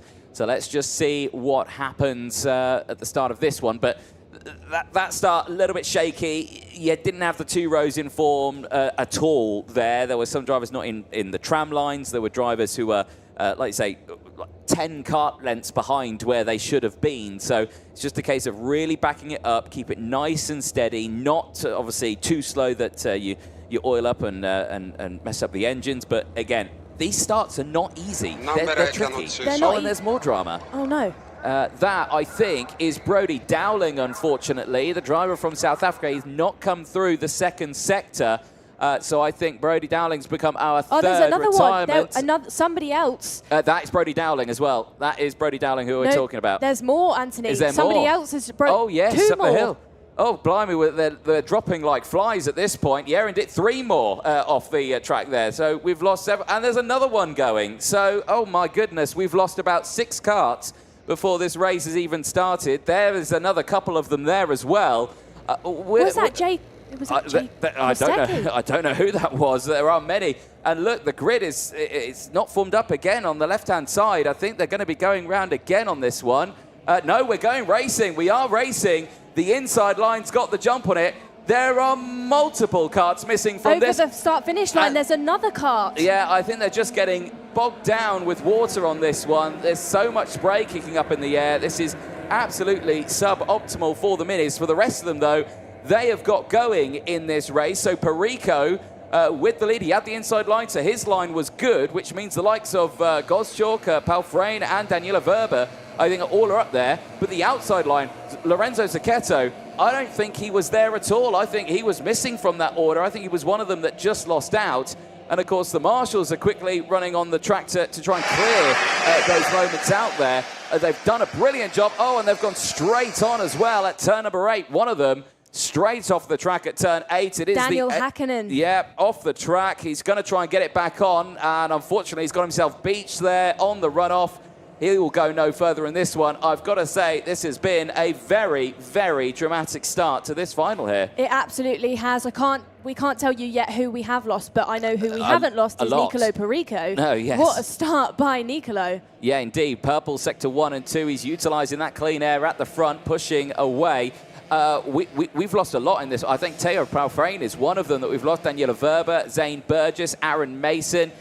We've lost Vicente Capella, I think, is one as well. Cueva is one, and also Preetham is another. We've lost a handful out of the 28 that started this race. I think we're down to about 19 runners in this race, and one driver who is just, like you say, leaving them behind right now. Nicolo Perico, despite the fact that he's on his own, is still breaking away. It just shows his pace here on the wet circuit. Godschuk's there in second place. He's in a strong position right now. But you look at the likes of Jan Garzielek, 8 places gained on the start of this race. Peruzzi, 11 places gained. Giovanni Desani Jr. has gained 22 places on the opening lap. It's an absolutely absurd start for him. Well, we'll have to see what happens here, because Benjamin Karajkovic is purple in sector 1 now. He's up 6 places. Alessandro Salas is up 15 places as well, but this is all drivers who are right to the back end who got past all the drivers who had bogged down and stalled and everything like that, and just amazingly had the jump on the rest of the field. So that's an incredible start, and I can imagine on Giovanni Desani Jr.'s face is a big smile right now. Would you agree? Yeah, I think a big grin would be underneath that helmet. But as Nicolo Perico goes across the start finish and into turn 1, that sector 2 on his last lap was 4/10 faster than Wyn Goodschalk. He's on fire out there, Anthony. He certainly is, completely on his own as well, but it's in these wet conditions where you can see these sorts of moments in the Mini 60 category. If you're able to just get that power down and have the clean air, you know, you'll be fine and clear from the rest of the field. This battle's still heating up here, though. It's all kicking off as we watch Achilles Peruzzi and Giovanni Desani Jr. battle away to some of the biggest movers out on track. This is for P4 and P5 as they push themselves along. But the 804 of Peruzzi still looking strong here as one, getting squeezed out onto the dirty part there through 8 and 9. Now, who was that? Was that Peruzzi or was that Krajkovic? I'm not too sure. I'll have to figure out who that was. But that was a very tense moment there through 8 and 9. These karts are the smallest. The curbs are a lot bigger to these karts than what they are to the seniors and the juniors and everything like that. So when it goes wrong, it looks far more dramatic, would you say? Yeah, absolutely. And it's just because they're smaller doesn't mean that they're any easier to drive or any easier to handle those moments where you catch a curb wrong and the back end slips away from you. It's just as difficult. And as well, considering these drivers' size, you know, is no different to the ratio of a big driver in a big kart. Yeah, exactly that. Well, eyes focus on these runners here as they continue to battle their way through side by side there in towards turn number 2. That is a risky moment there because that's right at the braking zone for turn 3. So big changes happening there. And keeping an eye on this one. So there's Wyn Gottschalk. Now, is it Wyn Gottschalk in the white helmet that we are seeing? I think it is. No, it's Garzielek. So it was Jan Garzielek who we saw run wide and the exit of this very corner a lap ago. This time not doing so, but crucially, with him backing off a little bit, that's allowing Peruzzi, that's allowing Desani Jr. to close right in, because look at them here, right on that rear bumper. Effectively, what we're watching here, Nicole, is the battle for third place on our screens. And at this moment, Jan Garzielek is fighting for a podium right now, but there's a long way to go in this race. We're only on lap 4 of 11, so yeah, this is going to be a tough one, I suspect, for Jan Garzielek. Let's see if we can keep his head down and focus in this race, because, like I say, the pace of that 2 behind looking mighty quick at this point on in the race. Over the line then, starting lap number 5 of 11, and I still focus on that one. Look further down as well. Any changes from the order? There's no change in the top 7. The top 10 stay the same as well. No changes as well for the top 15. So everyone's still just line astern for the moment. But eyes still focus on this one. Peruzzi all over that rear bumper. Again, you can see the different racing lines here. Peruzzi with a much tighter line. And that tighter line actually there looked like it worked out a little bit more for him. Well, let's see what happens as the lap goes on, because right now you're seeing drastic different lines there, and that's exactly what Garzielek did a few laps ago, just pushing a little bit hard, kicking up the mud on the exit, and that just, it kind of makes Peruzzi and Desani Jr. think that we can get this guy. He's clearly making those little mistakes. Yeah, they're going to know now that he's feeling the pressure. You know, he's just cracked a little bit going into that double apex corner of turn 8 and 9, caught the mud, and then that would have probably sacrificed a lot of his speed for the second sector of the track, because he's got mud all over his tyres. Yeah, indeed. You can see it runs very wide there as well on the exit of turn 16, and again, he's just... The thing for me is that he's still holding a gap between themselves and the rest. So that's what it's making me feel like maybe this style is working for him a little bit. You can see they're side by side in the background. And, well, Peruzzi's not happy there with Desani Jr. He's saying, why are you doing that? Ooh. Oh, and a nice switch over there down the inside. Jan Garzielek caught sleeping. Now, is that Peruzzi that's got through? Yes, it is. So Peruzzi's got back through on both of them. He thought he was going to lose out to Desani Jr. He got the move back through. Desani Jr. is now going to go through, and backwards will go Garzielek. He will go down now to P5. Those little moments on those laps have just caught up with him now, but he's fighting back, though. Back down the inside through 8 and 9. He's back through. So, Desani Jr., despite the fact getting up to P4, he's back down to P5 now. He'll have to try again on another lap. And look who's closing in. It's Krajkovic just in the background in P6. There's only 3 karts in there, but I think there was about 10 overtakes within half a lap. I say we saw more overtakes than we have so far probably in this entire race, despite the fact that everyone's up like 22 places. More overtakes in the background, though. We're seeing the likes of Pacheco Miranda just falling down to P16 at this moment. 12 places still gained, of course, has come from the back of the field a little bit, has been utilising those moments. And there's big points at stake in these races, of course. 50 championship points for a final win in this one. And that really brings up a lot of the drivers who were down in the order a little bit at the back of the field. It's brought them into championship contention in this first round, and it's one of those, it's the beautiful format about this one, is that because there's not a lot of racing, you get to really push through, and you can earn quite a few points very, very quickly on in this championship. So very interesting to see. Here's a replay. This is the start. Race control, Martin, 814, 824 are the numbers in post 12. Race control, we have another one pulled up after post 9, same problem I believe. 2 more race control at post 12, maybe 3 more, all slowing down. Martin, confirm mechanical. Well, there you have it. A lot of talk between race control and race director Martin Bean at the start of that race. They were dropping like flies, weren't they, Nicole? I tell you what, I'm going to be doing some homework later on, I think, because I really want to know what was going on with those drivers. Well, it's one of those where there are only small carbs on them, and of course, if you're like running around really slow, like bleh, all of that was my impression of a car going slowly. You know, they can fill up too much, and basically you can choke, you can flood a car very quickly, and it can just destroy an engine very, very quickly. And when you try and start it, you press the button over and over again, you try to turn it over, makes it worse and worse and worse, and you just can't do anything. Yeah, of course, in these wet conditions where the drivers are going through the corners slower as well, it's easier to overflood things by getting your foot in and trying to pick the speed up too much because you feel like you've under-revved. Yes. And when you try and put it more throttle down, it makes it worse. Exactly. So then you need to put less on. So it's one of the less is more. Less is more. That's a very tough call for these drivers to do because it's all power. Still focusing on our cameras then on this 3 on the screens. We've got Peruzzi, Garjelik and Desani all still fighting for that last spot on the podium. Well, last provisional spot on the podium. Well, yeah, indeed.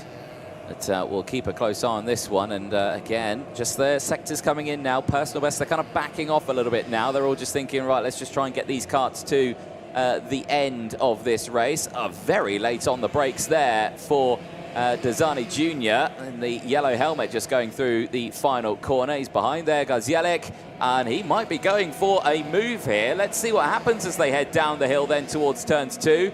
Through turn 1 they go. He's got the slipstreams, got the toe. Well, Garjelik's going to go down the inside here of Peruzzi, and through goes Desani Jr. as well. So Peruzzi has held on to the inside line, though. He's managed to hold on to that one. The battle for third far from over here, and they're having a chat with each other down in towards the hairpin of turn 5. I'd say I'd focus on probably trying to go for the apex instead of chatting with each other. But there's clearly talks going on between these 3 drivers, thinking we've got to try and get past because they feel like they're quicker. Yeah, absolutely, and you can tell how difficult it is out there to deal with the spray because I've just seen Jan Garjelik,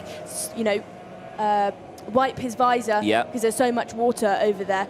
Don't know if he was as well, like you said, trying to have a chat with the other drivers out there to say kind of, what are we doing, boys? Come on. Yeah, think about it. Like, are we battling or are we trying to close in to Perico, who's broken away, and Gottschalk as well? Perico, we've not said much about him. He's 6.6 seconds further up the road. Can we stress that? We've not said much about him, although he has consistently gone purple recently. Yes, indeed. Here we go, though. This is all kicking off once again. Garjelik's back through, Peruzzi's down, and Desani Jr. is up now into 4th place.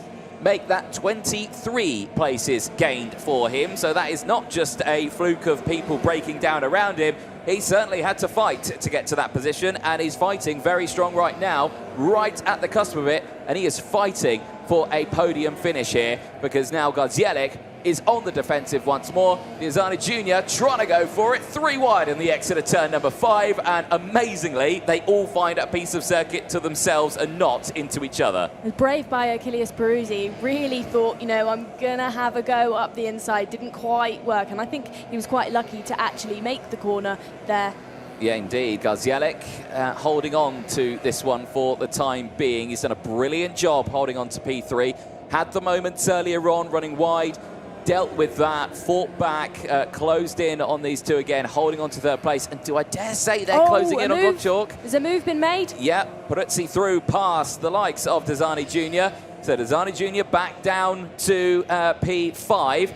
He's still up 22 places, remember, in this final, so he's still in a really strong position. We're on to the final lap as well here. There is Nicolo Perico. Like we've said barely anything about the young Italian in this race. He's closing, he's opening that gap even more now, 7.3 seconds from the rest of the field. This isn't just a final win. He's making a statement right now to the rest of the field. He is saying, this is how much pace I've got in these conditions. And if anything we're seeing by this, tomorrow is going to be, I think, relatively similar conditions to what we see right now.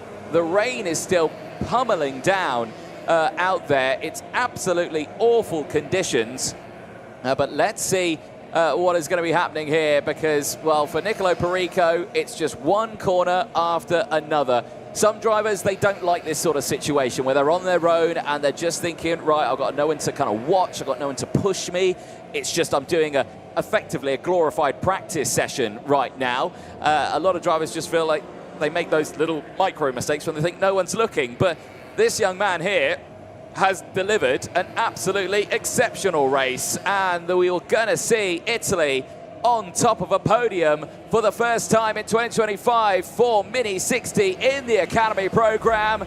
Nicolo Perico takes that first final win of the season for Mini 60, and he is delighted with it. The rain is piling it down at this moment. It is awful conditions here in Portimão, but the smile on that young driver's face, I can imagine, is as large as you'll ever see it. Win Gottschalk finishing in second position. A superb drive for the American ahead of Jan Garzielek, who managed to hold on to a third place finish.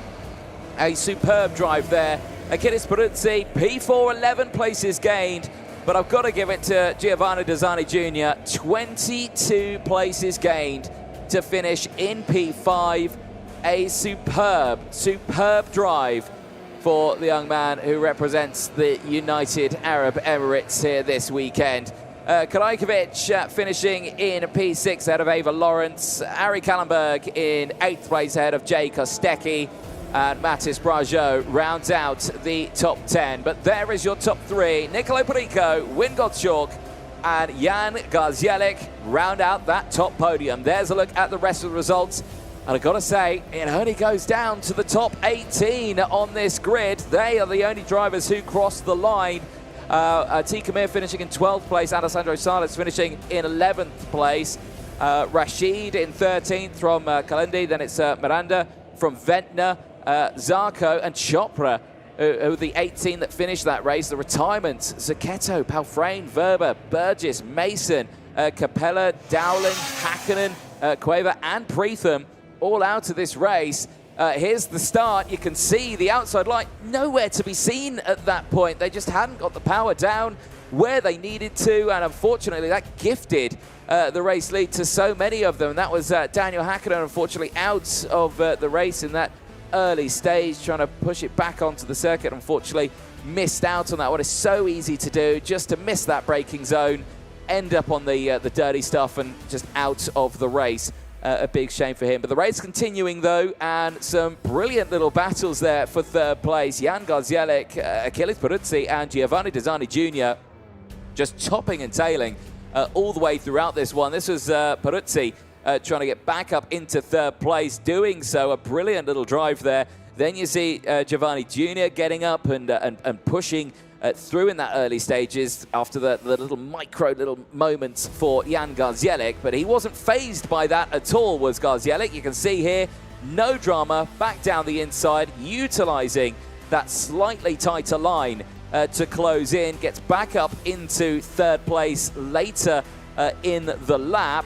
Despite the best efforts from Achilles Peruzzi trying to push him through, there was another little micro moment there, a bit too much curb. You see him again into that final corner again, just chopping and changing all the way throughout, but none of them giving up, having a really good scrap all the way to the end of that one. All the meanwhile, your race leader broke away by a staggering 8.3 seconds at the end of that race. And there you can see Nicolo Perico, he knows it. He knows he absolutely smashed that final. No drama whatsoever.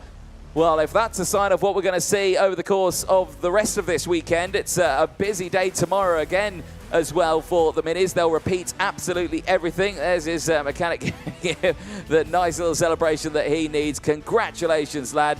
You smashed it. 8.3 seconds clear from the rest. Nothing to worry about. And you can imagine he'll enjoy the podium in a few moments' time. Big smiles on that face, I'm sure, for the young Italian. But I've got to say, nothing anyone else could do there. Win got chalk in second, and of course, Jan Garzielek in third. Let's head down, though, to Parc Ferme. Nicole Sutherland, over to you. Then by Nicolo Perico. We didn't see him too much on our screens when they were out there on the track, but we're going to walk over to the podium with him now so we can have a catch-up about what it was like out there on circuit. Nicolo, great drive. Let's head towards the podium then. We'll do a little walk and talk together. Fantastic result today. You've won everything that there has been. How are you feeling? Yeah, so nice. Yeah, I say before the final push, and we do. Yeah, I'm really happy. I just want to say thank you to the Prema and to my mechanic Valerio and to my dad and to Riccardo. Like you said you were going to push. When you were out there, there wasn't pretty much a single lap where, there wasn't a purple sector or a purple lap. What were you doing when you were out there? What were you saying to yourself to make sure that you were getting faster and faster? Yeah, just nothing. Just I was focused and just I was calm and lap by lap, just win. And of course, Nicolo, last year you were P2 in this championship. It's looking like you've got a pretty good chance this year. You're P1 on the podium today. What are you thinking going into tomorrow's racing where it's a completely new day? Yeah, it will be a fantastic day tomorrow, but we will see. And yeah, we see. Maybe tomorrow don't rain. So, yeah. So you'd like some dry racing tomorrow then? Yeah. What? So can I ask you then, Nicolo, you want some dry racing, not wet racing. Why is that? Do you think you're better in the dry? Do you prefer it? Is it more fun? No, it's more fun in the rain, but yeah, in the rain I'm more fast. In the dry, I'm a bit slow. Yeah, it's difficult. Great to speak to you then, Nicolo. I'm going to catch up with another driver if we can. We've got Win Guzchalk.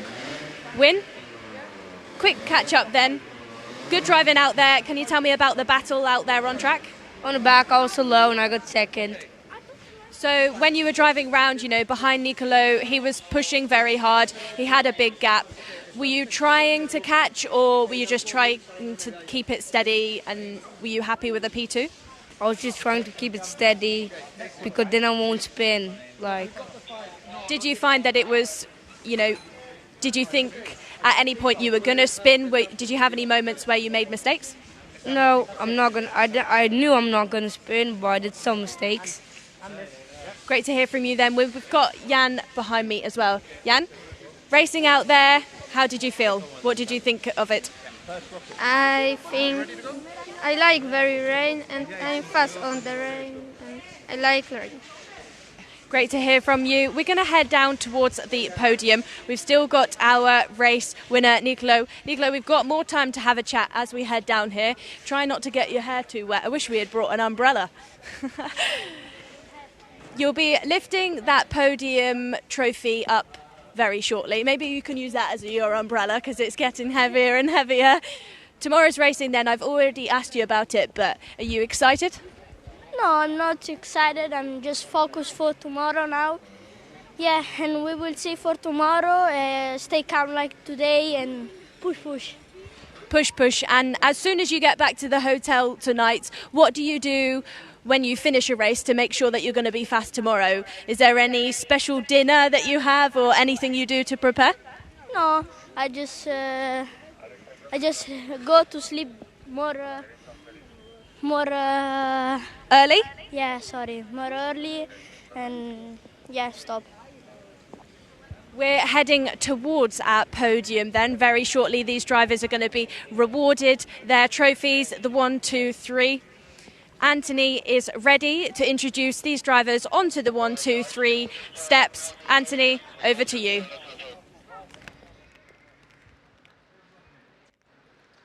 Well, welcome to the podium for Mini 60. We are now ready to present, and we'll start with the Mini Under 10 category. So we will start with third position, representing onto the podium, Bruno Miranda.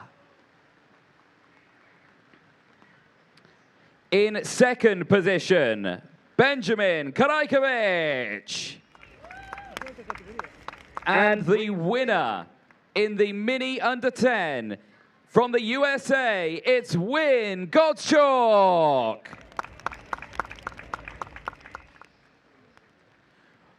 Well, a brilliant stuff at the end of that one. Would now like to welcome Marco Parolin onto the podium to present the medals to the top 3 in the Mini Under 10. A brilliant end to their racing as the rain continues to fall down. And I'm sure Marco is going to enjoy getting probably that hood up on his head in a few moments' time. But brilliant stuff to the end. Another huge round of applause for your top 3 in the Mini 60 Under 10 category. Bruno Miranda, Benjamin Karajkovic, and Win Gottschalk. Well, Marco, if you feel up to it, join those drivers for a quick photo on the podium. I know it's raining quite a bit at this moment in time, but I'm sure we'll enjoy that one. Well, congratulations. Well done to the top 3 in Mini Under 10. Thank you very much, drivers. We'll now move on to the Mini 60 category for the drivers 10 years and over. And we start with third position. After gaining 8 places in the race and certainly fighting all the way to the end for Poland, it's Jan Gardzielek. In second position, he's the winner of the Under 10s. He's second on the podium from the USA. It's Win Gottschalk. And your race winner, clear by 8.3 seconds in the rain for Italy. It's Nicolo Barrico. We will now listen to the national anthem of Italy.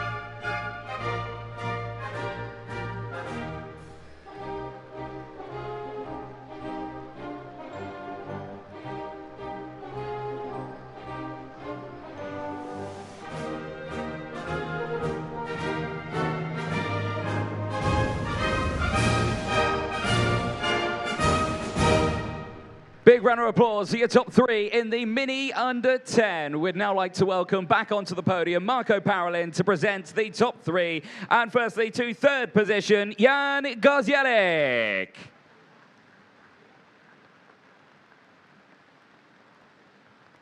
The second place trophy to Win Gottschalk. And the winner's trophy for the first final of the season, Nicolo Perico. Brilliant stuff there, while drivers, big smiles for the photographers. Squeeze up on that podium. I know you want to probably get out of the rain. It is coming down at quite a rate. So everyone squeeze up on that top step. A brilliant end to a very wet final, but we all go racing once again tomorrow, hopefully in the dry. But the day's not over. One more final to go. It is senior coming up next.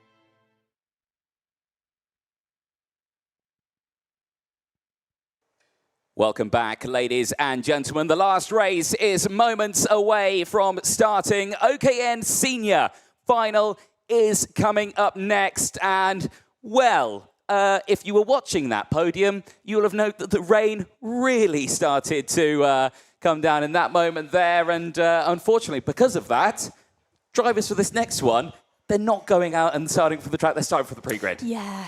It's a bit of a shame, isn't it? But you can imagine, Nicole, for you, that's a nice feeling because you're up here now in the commentary box. But I do love being down there and talking to the drivers, you know, hearing what they've got to say. But it's very wet out there. It certainly is, isn't it? So, yeah, I think probably a bit nicer to be up here, isn't it? Here's a look at the category itself then. OKN Senior drivers aged between 14 to 18 years of age. A staggering amount of entries into this one. Pretty much a full grid of drivers. Yep. Brilliant to see for the whole season. A little bit more a look at the karts themselves. Of course, the Kart Republic KR2, nice chassis that these drivers are using. Same engine, not restricted, outputting 35 versus the 27 that the juniors would output. Still revving to the same, and of course a little bit more weight as well, 150 kilos. That is kart and driver included. But all the meanwhile, these drivers, they've used this equipment. They've pushed it along pretty nicely. Here's a look at the tyres, though.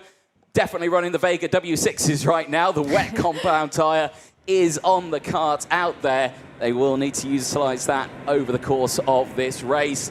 Of course, this will be a brand new set. They've not used these yet in a race situation. So again, they will push these as hard as they can.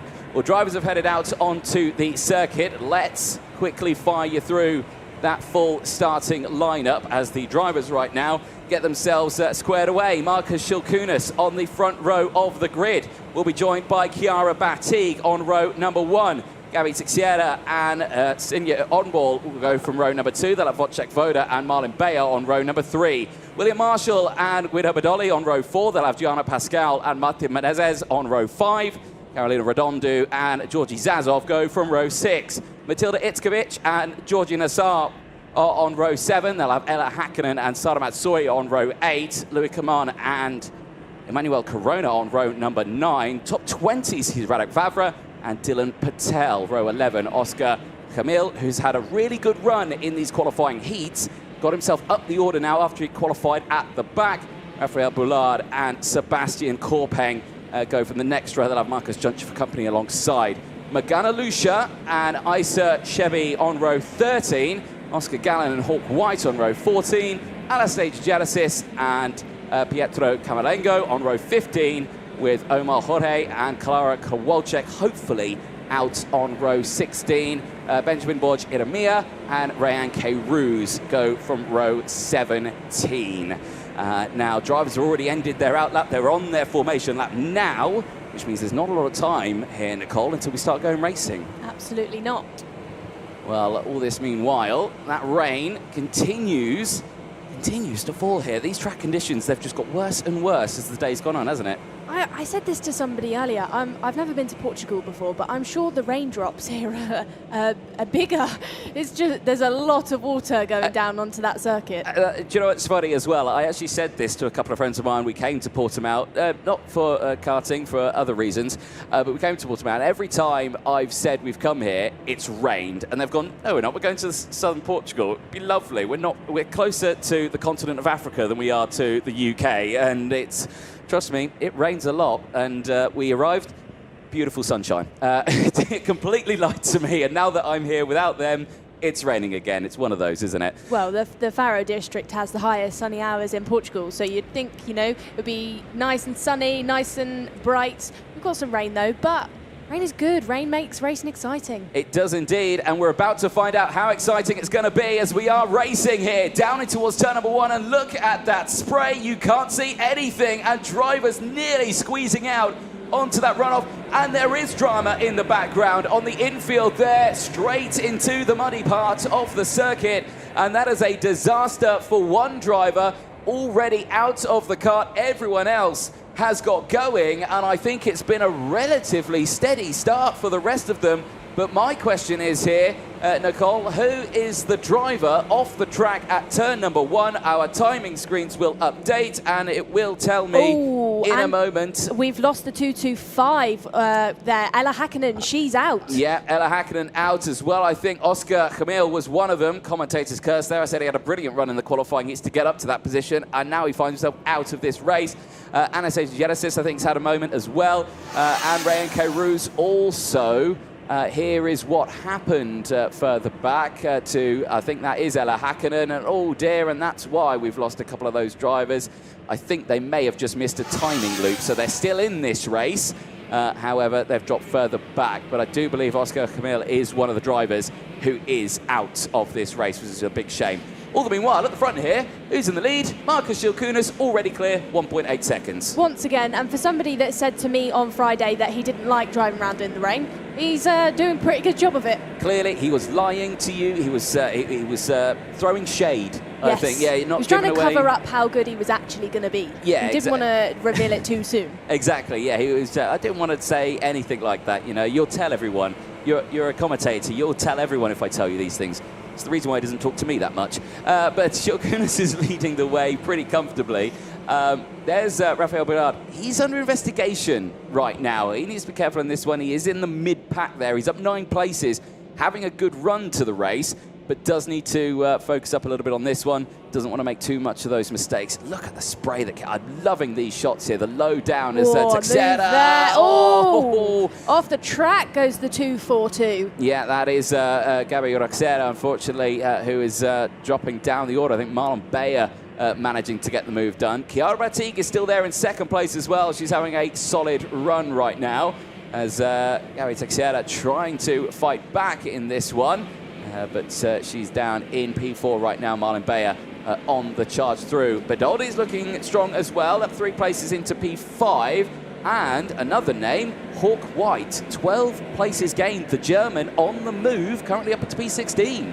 Chiara Batig there with the fastest lap early on in this race. She's set a 1 minute 11.610. Let's see what that is in comparison to our race leader, Marcus Schilkunas. His last lap was 1.12.3. So Chiara is considerable amount of time faster than Schilkunas is.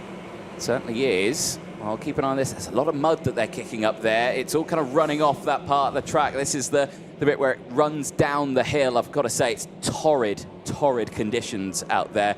I can confirm, definitely, this track is a lot nicer when it's dry. And I'm sure every single one of the drivers and probably the marshals would agree with me on that one. Here's another look at that moment. I've got to say, great kart control there to keep that one on the straight and narrow.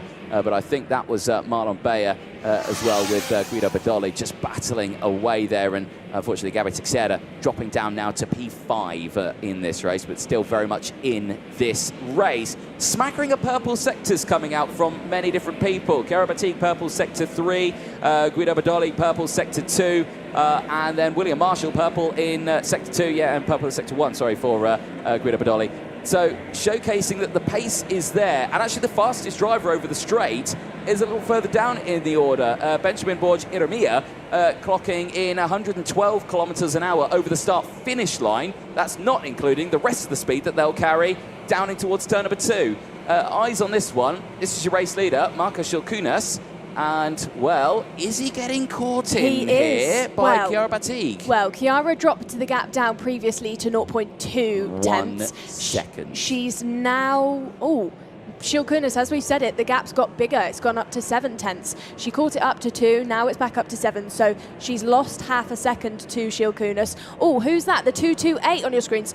Is that Gabi Teixeira? 228 on track. I will try and find the number. Yeah, it is. It's Chiara Battiste. It's P2. Chiara Battiste out of this race. Oh, that's where she lost the half a second, and she's... well, yeah. She got technical problems? I don't know. We'll have to see what happened. But Chiara Battiste is a DNF after a brilliant start to this weekend.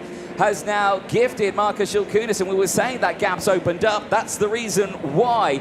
And he was saying, was it breakdown? Because, of course, it went to 7 tenths of a second after it was 2 through one of the timing sectors. Was it just a breakdown? Oh, no. A complete mistake there. She's locked up. So easy to do in these conditions. You're loading the car. Oh. That part of the track as well. We did a track walk yesterday. We were saying you're kind of braking towards the outside of the track.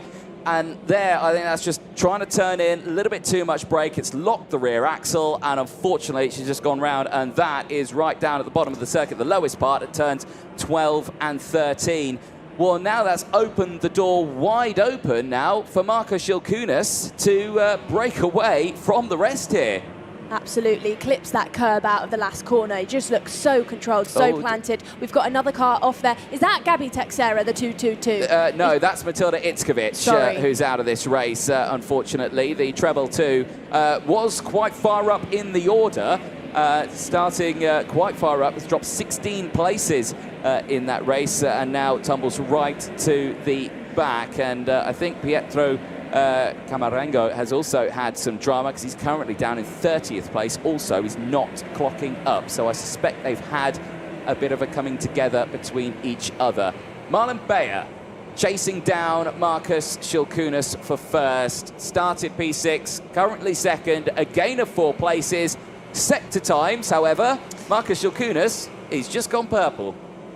Yeah, 4 tenths off Marlon Beyer is, so, you know, never say never. Never say never. He needs to pick the pace up if he wants to chase Schilkunas. Like you say, easier said than done, though, in conditions like this. I think you can see that the gap is absolutely massive. If you think, I can just hold on to this one, second place, I'll be happy with this one. Guido Badoli, though, and Gabi Teixeira running pretty close just behind. They've got William Marshall for company as well. Marshall's also closing in. They're all on personal best sectors on this one, so their pace just behind. There is the trio of them coming over the start-finish line. They're probably the closest little fight that we're seeing out there in the sort of top 10 right now. But we'll keep a close eye on them. There's a look at your virtual championship. Schilkunas leading that one. Maximum points at the end of this first point scoring opportunity. At the 25 points scoring from the qualifying heats. He's got the 50 points for this. If he can take the win, of course, at the end. There's still a long way to go. We're only on that 7 of 17. It's a long old race for these drivers here, isn't it? And, of course, the pace has gone down considerably. Remember, in time qualifying and the first heat, they were rotating with 58 seconds and things like that. But now they're going around with 1:11s right now. It just shows how much slower the pace is, which means the race is even longer. for the drivers, which means they've got a lot of work ahead of them over these next 10 laps. You're looking around everywhere here. What are you spotting, Nicole? I'm just looking at this battle on our screens between William Marshall and Gabby Texera, the 242 and the 203. William Marshall all over the back of Gabby, really trying to have a look. Let's see how he gets on coming down the straight and through the first sector. See if he can push through this first corner. Not quite. He's just there, right on her back bumper. Has a look, goes down the inside going into turn 2 and makes it stick. Yeah, that was nicely done there. And again, having that confidence to utilise those tyres to the best of your ability. Runs a fraction wide there on the exit, does Marshall. Oh, Gabby's in. Yeah, no waiting around. That's smart from Gabby. But the problem is he had the outside line there, was able to get on the power a little bit sooner, and that's what we talk about, that tighter versus the natural racing line. That is a beautiful side of how it works. Yeah, absolutely is. And just moving away from this battle, we were previously talking about how well Hawk White was getting on in this race. Well, I was, yes. He was up, curse. I think, at one point by about 12 positions. Hawk is now out. I'm going to stop saying nice things about drivers because everyone that I've done that to has ended up tumbling down the order. Commentator's curse. It is. It's a real thing, folks. It's a real thing. Shilkunas, however, I'm not going to say anything. 3.6 seconds further up the road. He's absolutely fine right now. Purple Sector 2, however, Senior on ball from Denmark. Yeah, she's doing a good job. Driving through right now. Granted, it's down 3 places at the moment, but the pace is there. It's just fighting it back up that order now. And, well, she's relatively close. She's got close company of Wojciech Woda just ahead in the 204. They're fighting away. There's a couple of very unhappy drivers, unfortunately. Yara Batig, that was on your screen. Yeah, indeed. And it's got company down there as well at turn number 12 and 13. Such a horrible thing to know that you were in second place, you're battling away, you were closing in on the race leader, and then all of a sudden something like that happens. It's a heart-in-mouth moment, isn't it? Yeah, absolutely. And there on your screen is the 203 once again of William Marshall. He looks like now he passed Gabby and he's moved on to the next. Yeah, he certainly has. Well, Shilkunas still in control here. Gap now up to 4.2 seconds from Bayer in second place. Badaldi still in third.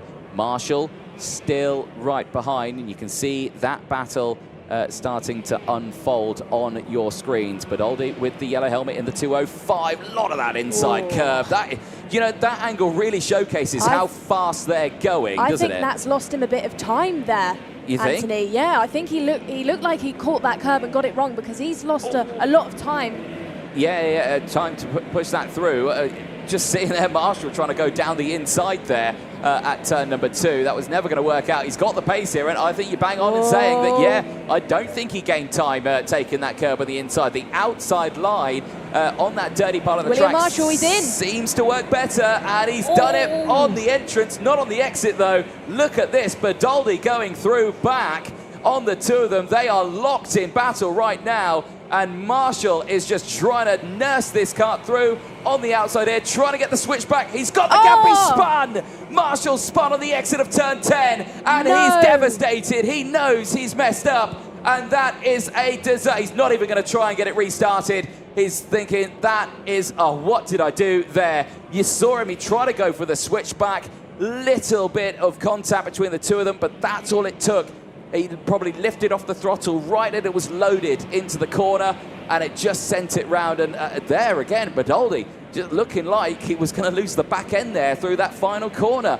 Dramatic stuff. Yeah, can't believe it. I mean, we lost Chiara Batig for a podium, and then we just lost another contender. Yeah, exactly that. And Marshall is a driver who knows how to pedal around multiple circuits around the world, and he becomes the latest retirement in this race. And let's see it again.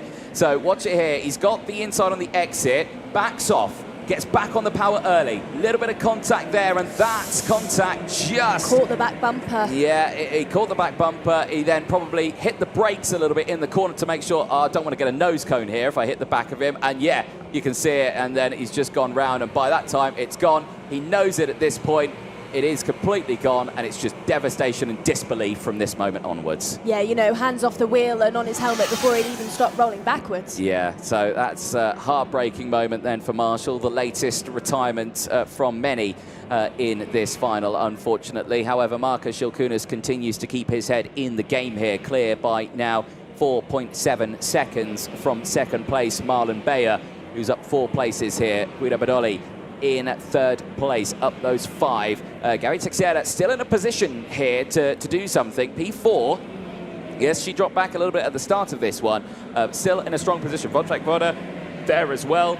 They've all kind of closed in because now Sinja Ornball also in a strong position here right now, is there in P6, but is battling very closely with Wojciech Woda. There's half a second between those two.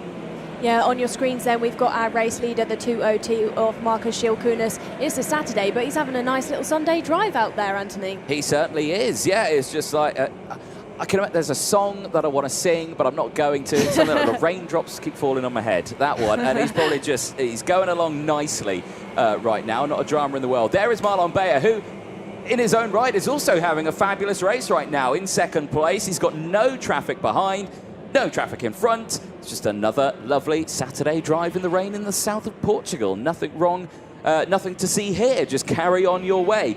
Battle for third, though. Badodi's just had to deal with Marshall. Now I think he's going to have to deal with Gabby Teixeira, who's closing in once more. So Badodi's pace is good, but the drivers behind are just seeing that's their place right there, and that kind of G's them up a little bit more to try and really go for it. I think at this stage in the race as well, where they're going to be looking at the board when they're going over the start-finish and thinking, do you know what, it's now or never kind of thing, I've got to push. And I think as well is that they're listening to their mechanics. We saw the mechanics stand a few laps ago, and I'm sure everyone behind Guido Badoli, those mechanics are saying, go, go, go, chase him down. Go for that overtake, and already, you can see that he's right on the edge of adhesion. There is Guido Badoli. He's kicking up dirt from the side of the track there, how close to the edge he's getting. He just looks like he's doing a bit of too much correcting of that kart in those 2 first sectors of this track. Gabby, she looks a little bit more comfortable to me. It is quite easy to overdrive a kart like this in conditions like this. She got the corner a little bit wrong. Commentators curse. Okay, it's kicking in from your end as well. But, you know, you can imagine it is still a tense moment for all of them, just trying to think what we can do. Both these drivers making that little mistake there, clipping that curb on the inside as theirs becomes the latest retirement. Second possibly heading her way. That is a big shame there. I'm keeping an eye on the sector times as they go through. But again, everyone's just kind of locked in their own little battle here of just trying to see, can we gain any time here or there? It's such a tough situation that these drivers are in. They're not closing in on the drivers ahead.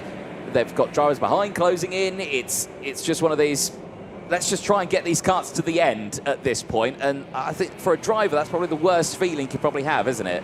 Yeah, I think when you get to the stage where you know you're not picking anybody else off, it's a little bit heartbreaking.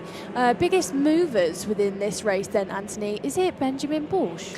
Benjamin Bosch, well, we've got drivers up 10, 11, 12, 15 places. Oscar Gallon is up 14.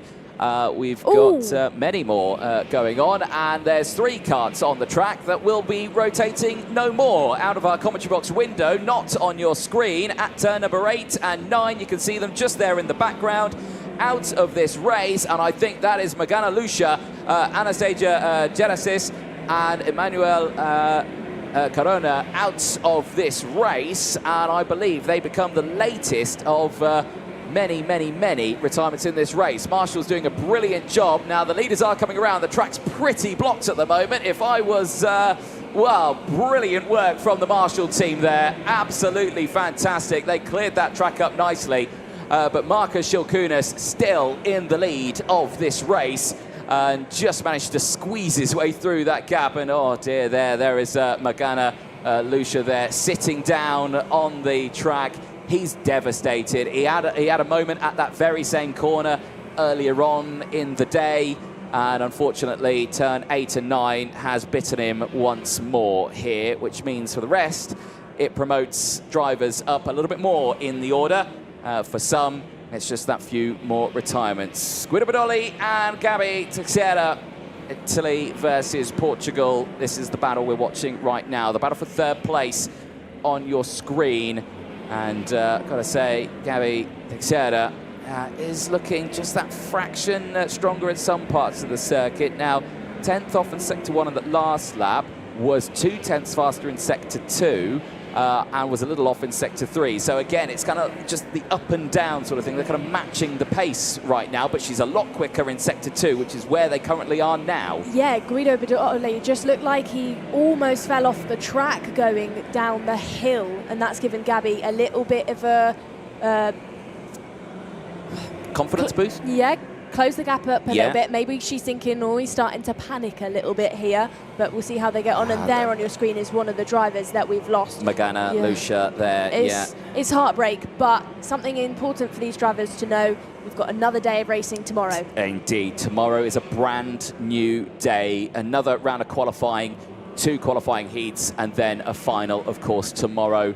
Today, effectively, yes, okay, it may be the first full proper point scoring round for the drivers, but like I say, weekend's not over yet. They can do it all again tomorrow. I'm seeing names tumble down the order again in this one here. Have we got more dramas out on the circuit? We'll have to wait and see, because we are on the last lap of this race, and there on your screen is your race leader, Markus Schilkunas. He's looking for a flag to flag in this one, and to be honest, I do not blame him if he is the happiest chap at the end of this one. Last year was a very busy year for him. It was so much happening over the course of the season. He was battling away with Luna Flusha throughout the entirety of last year. Those two chopping and changing all the way throughout. They had an explosive first round in Cremona last year. But Flusha, after dominating that championship last year, she's gone on to a really bright future for Luna Flusha. Markus Schilkunas now has a clear track to go to the end of this year's season, and let's see what is going to happen, because out of the final corner, Markus Schilkunas,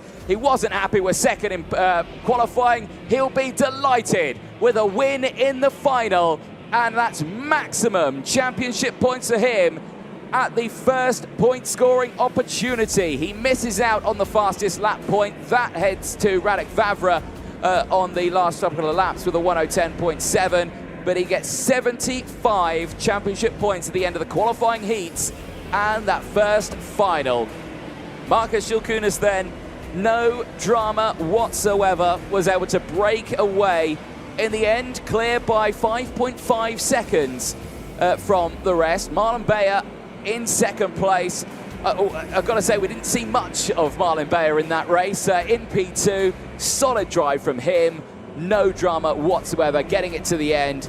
We saw a lot of Guido Badoli fighting for third place, the Italian, holding on to that one beautifully, having to deal with the likes of Marshall, with the likes of Gabi Teixeira as well, and many, many more, as well as Chiara Batig, who unfortunately did retire in that one early stages of that race. But the 34 drivers that started that race, only 20 finishers, and that is a huge, huge shame for so many of them. But for the top 3 and top 5 as well, brilliant race. Sinja Ornball also 1 place lost, but finishing that race in P5. Wojciech Woda as well, finishing in P6. Biggest mover in the top 10, Radek Vavra, 12 places gained to finish in P7. Louis Camon, 9 places gained to finish in P8. Georgi Zazov, 3 places gained to finish in P9. And Rafael Boulard with 12 places gained also rounds out the top 10. Menezes from Nassar, Redondo from Irimia, Kowalczyk from Juncha, Gallen from Korpeng, and Keiruz.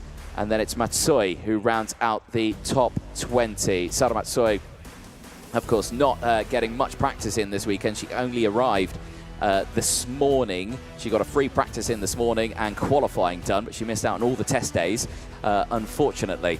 There, though, on your screen, wow, Markus Schilkunas, delighted, I'm sure, with that one.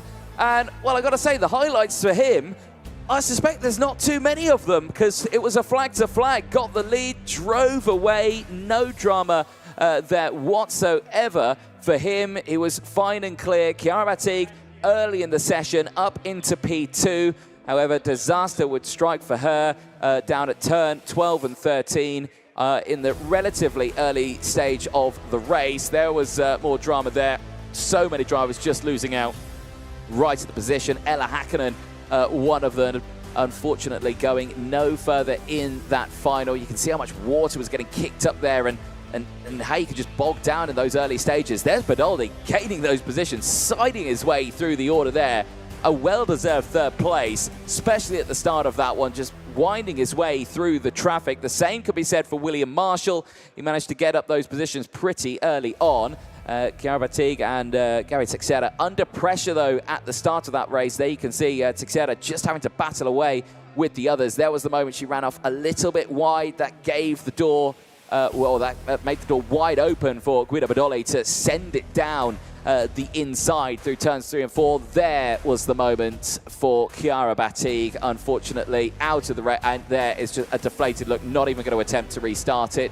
There as well, the treble 2 out of the race. Matilda Itzkovic was the next retirement out of that one.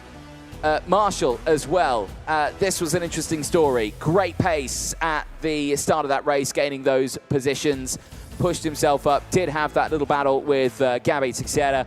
Was able to break away from that battle, was able to close in on Guido Badolli, but then the battle began. This was the first moment between the two of them, side by side through the top section, then in towards 8 and 9, but it was here on the exit and through turn 10. Tried to get the switch over here, clipped that rear bumper, the back rotated, and round Marshall would go. His fight for a podium finish in the first final of the season in OKN Senior, gone in an instant, and again, devastated, not even trying to get it restarted. More retirements came in thick and fast. That was Isa Shabi out of the race. Gianna Pascal was the next retirement. Emmanuel Corona, Anastasia Genesis, and Magana Lucia out of the race.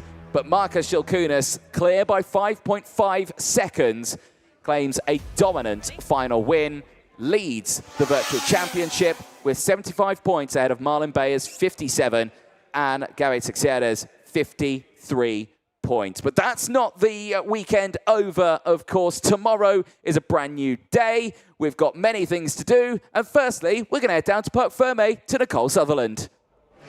We absolutely are, Anthony.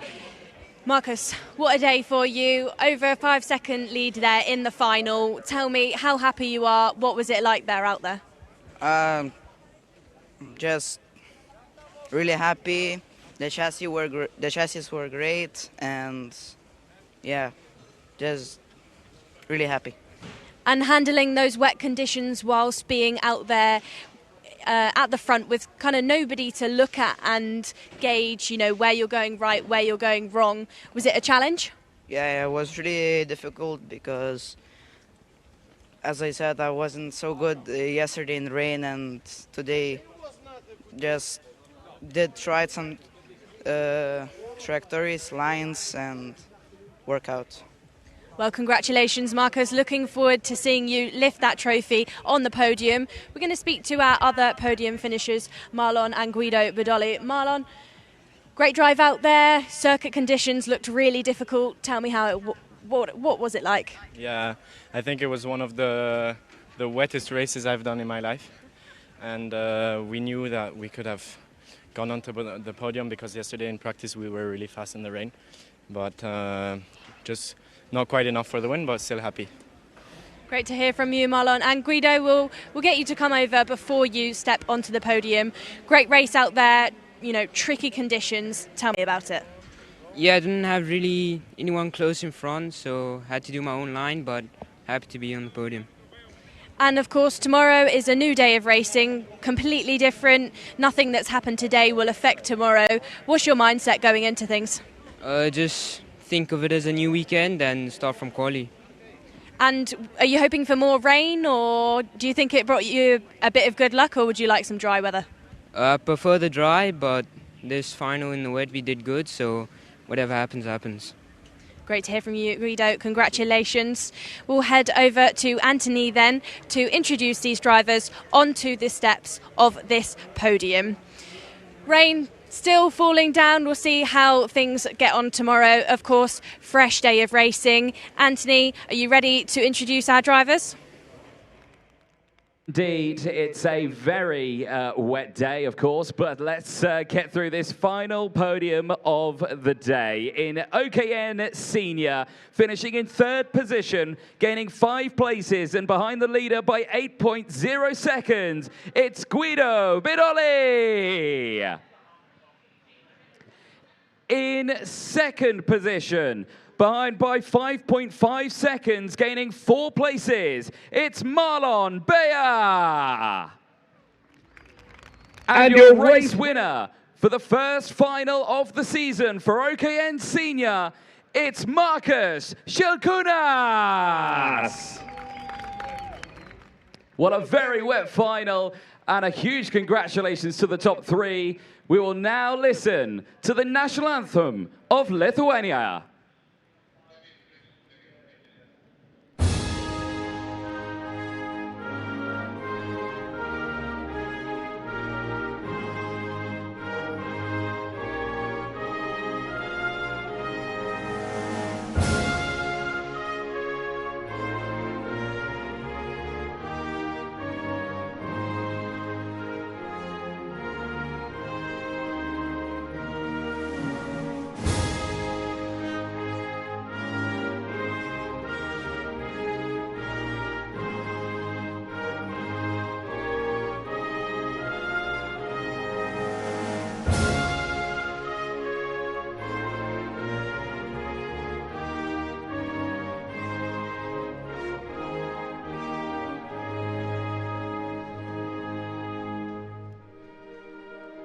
Well, ladies and gentlemen, give a huge round of applause for your top 3 in the OKN Senior category.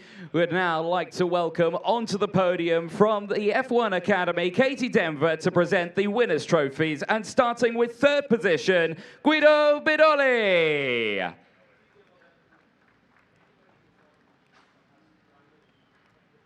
The 2nd position trophy heading to Marlon Bea. And the winner's trophy heading to Marcus Shilkunas.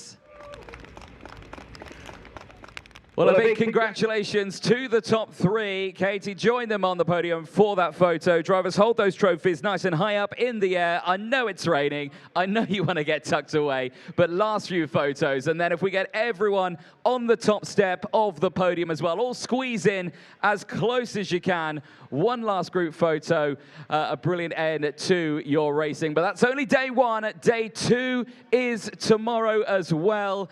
And it's a brand new day, another round of qualifying heats, and of course, finals. Well, that is all from us today at the Portimão circuit. But like we were saying, it is a brand new day tomorrow.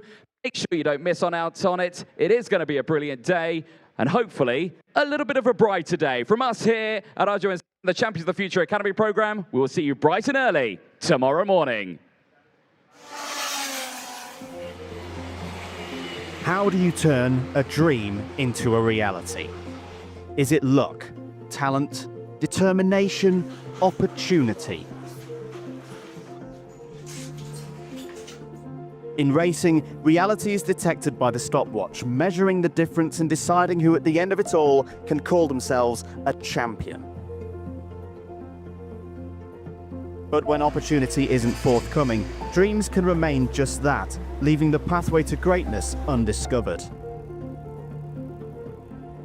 But through innovation and new ways of working, those dreams can become reality through the Champions of the Future Academy program, the ultimate talent detection platform.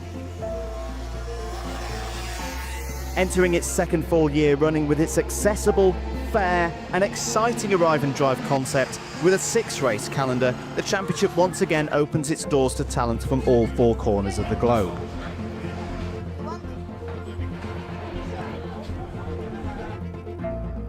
Starting in Europe with 4 races, Portugal and Hungary join Spain and Italy on the schedule, before 2 races in the Middle East, visiting Lusail in Qatar, and a return to Al Fassan for the season finale. The Arrive and Drive concept makes the Champions of the Future Academy program all about the driver. Simply bring with you your race gear, mechanic and their toolbox and you'll be set to go thanks to the technical expertise of the series partners, meaning the battle to be the best is purely decided out on track. Returning for 2025 is the valued support of both the Mercedes-AMG F1 team and F1 Academy, with Kick Sauber F1 joining the family of championship partners looking to recruit new talent. 2024 saw a further increase in diversity on the grid, with over 40 nations represented, new countries on the podium and 30% female participation on track, including success for Luna Flusha, the second female champion in an international senior karting category. With many drivers building on the opportunities the Champions of the Future Academy programme provides, together with the newly established MPA, we are building more ways to make the step from karting into single-seaters and sports cars. The competition is hot, 2025 fully sold out within a month of entries opening. And with TV coverage of every race brought to you by the RGMMC Group, plus exposure through social media and written platforms, this is more than just racing. This is the place that gives you your chance to get noticed. Absolutely superb performance. She wins the final. She wins the title. This is the Champions of the Future Academy programme.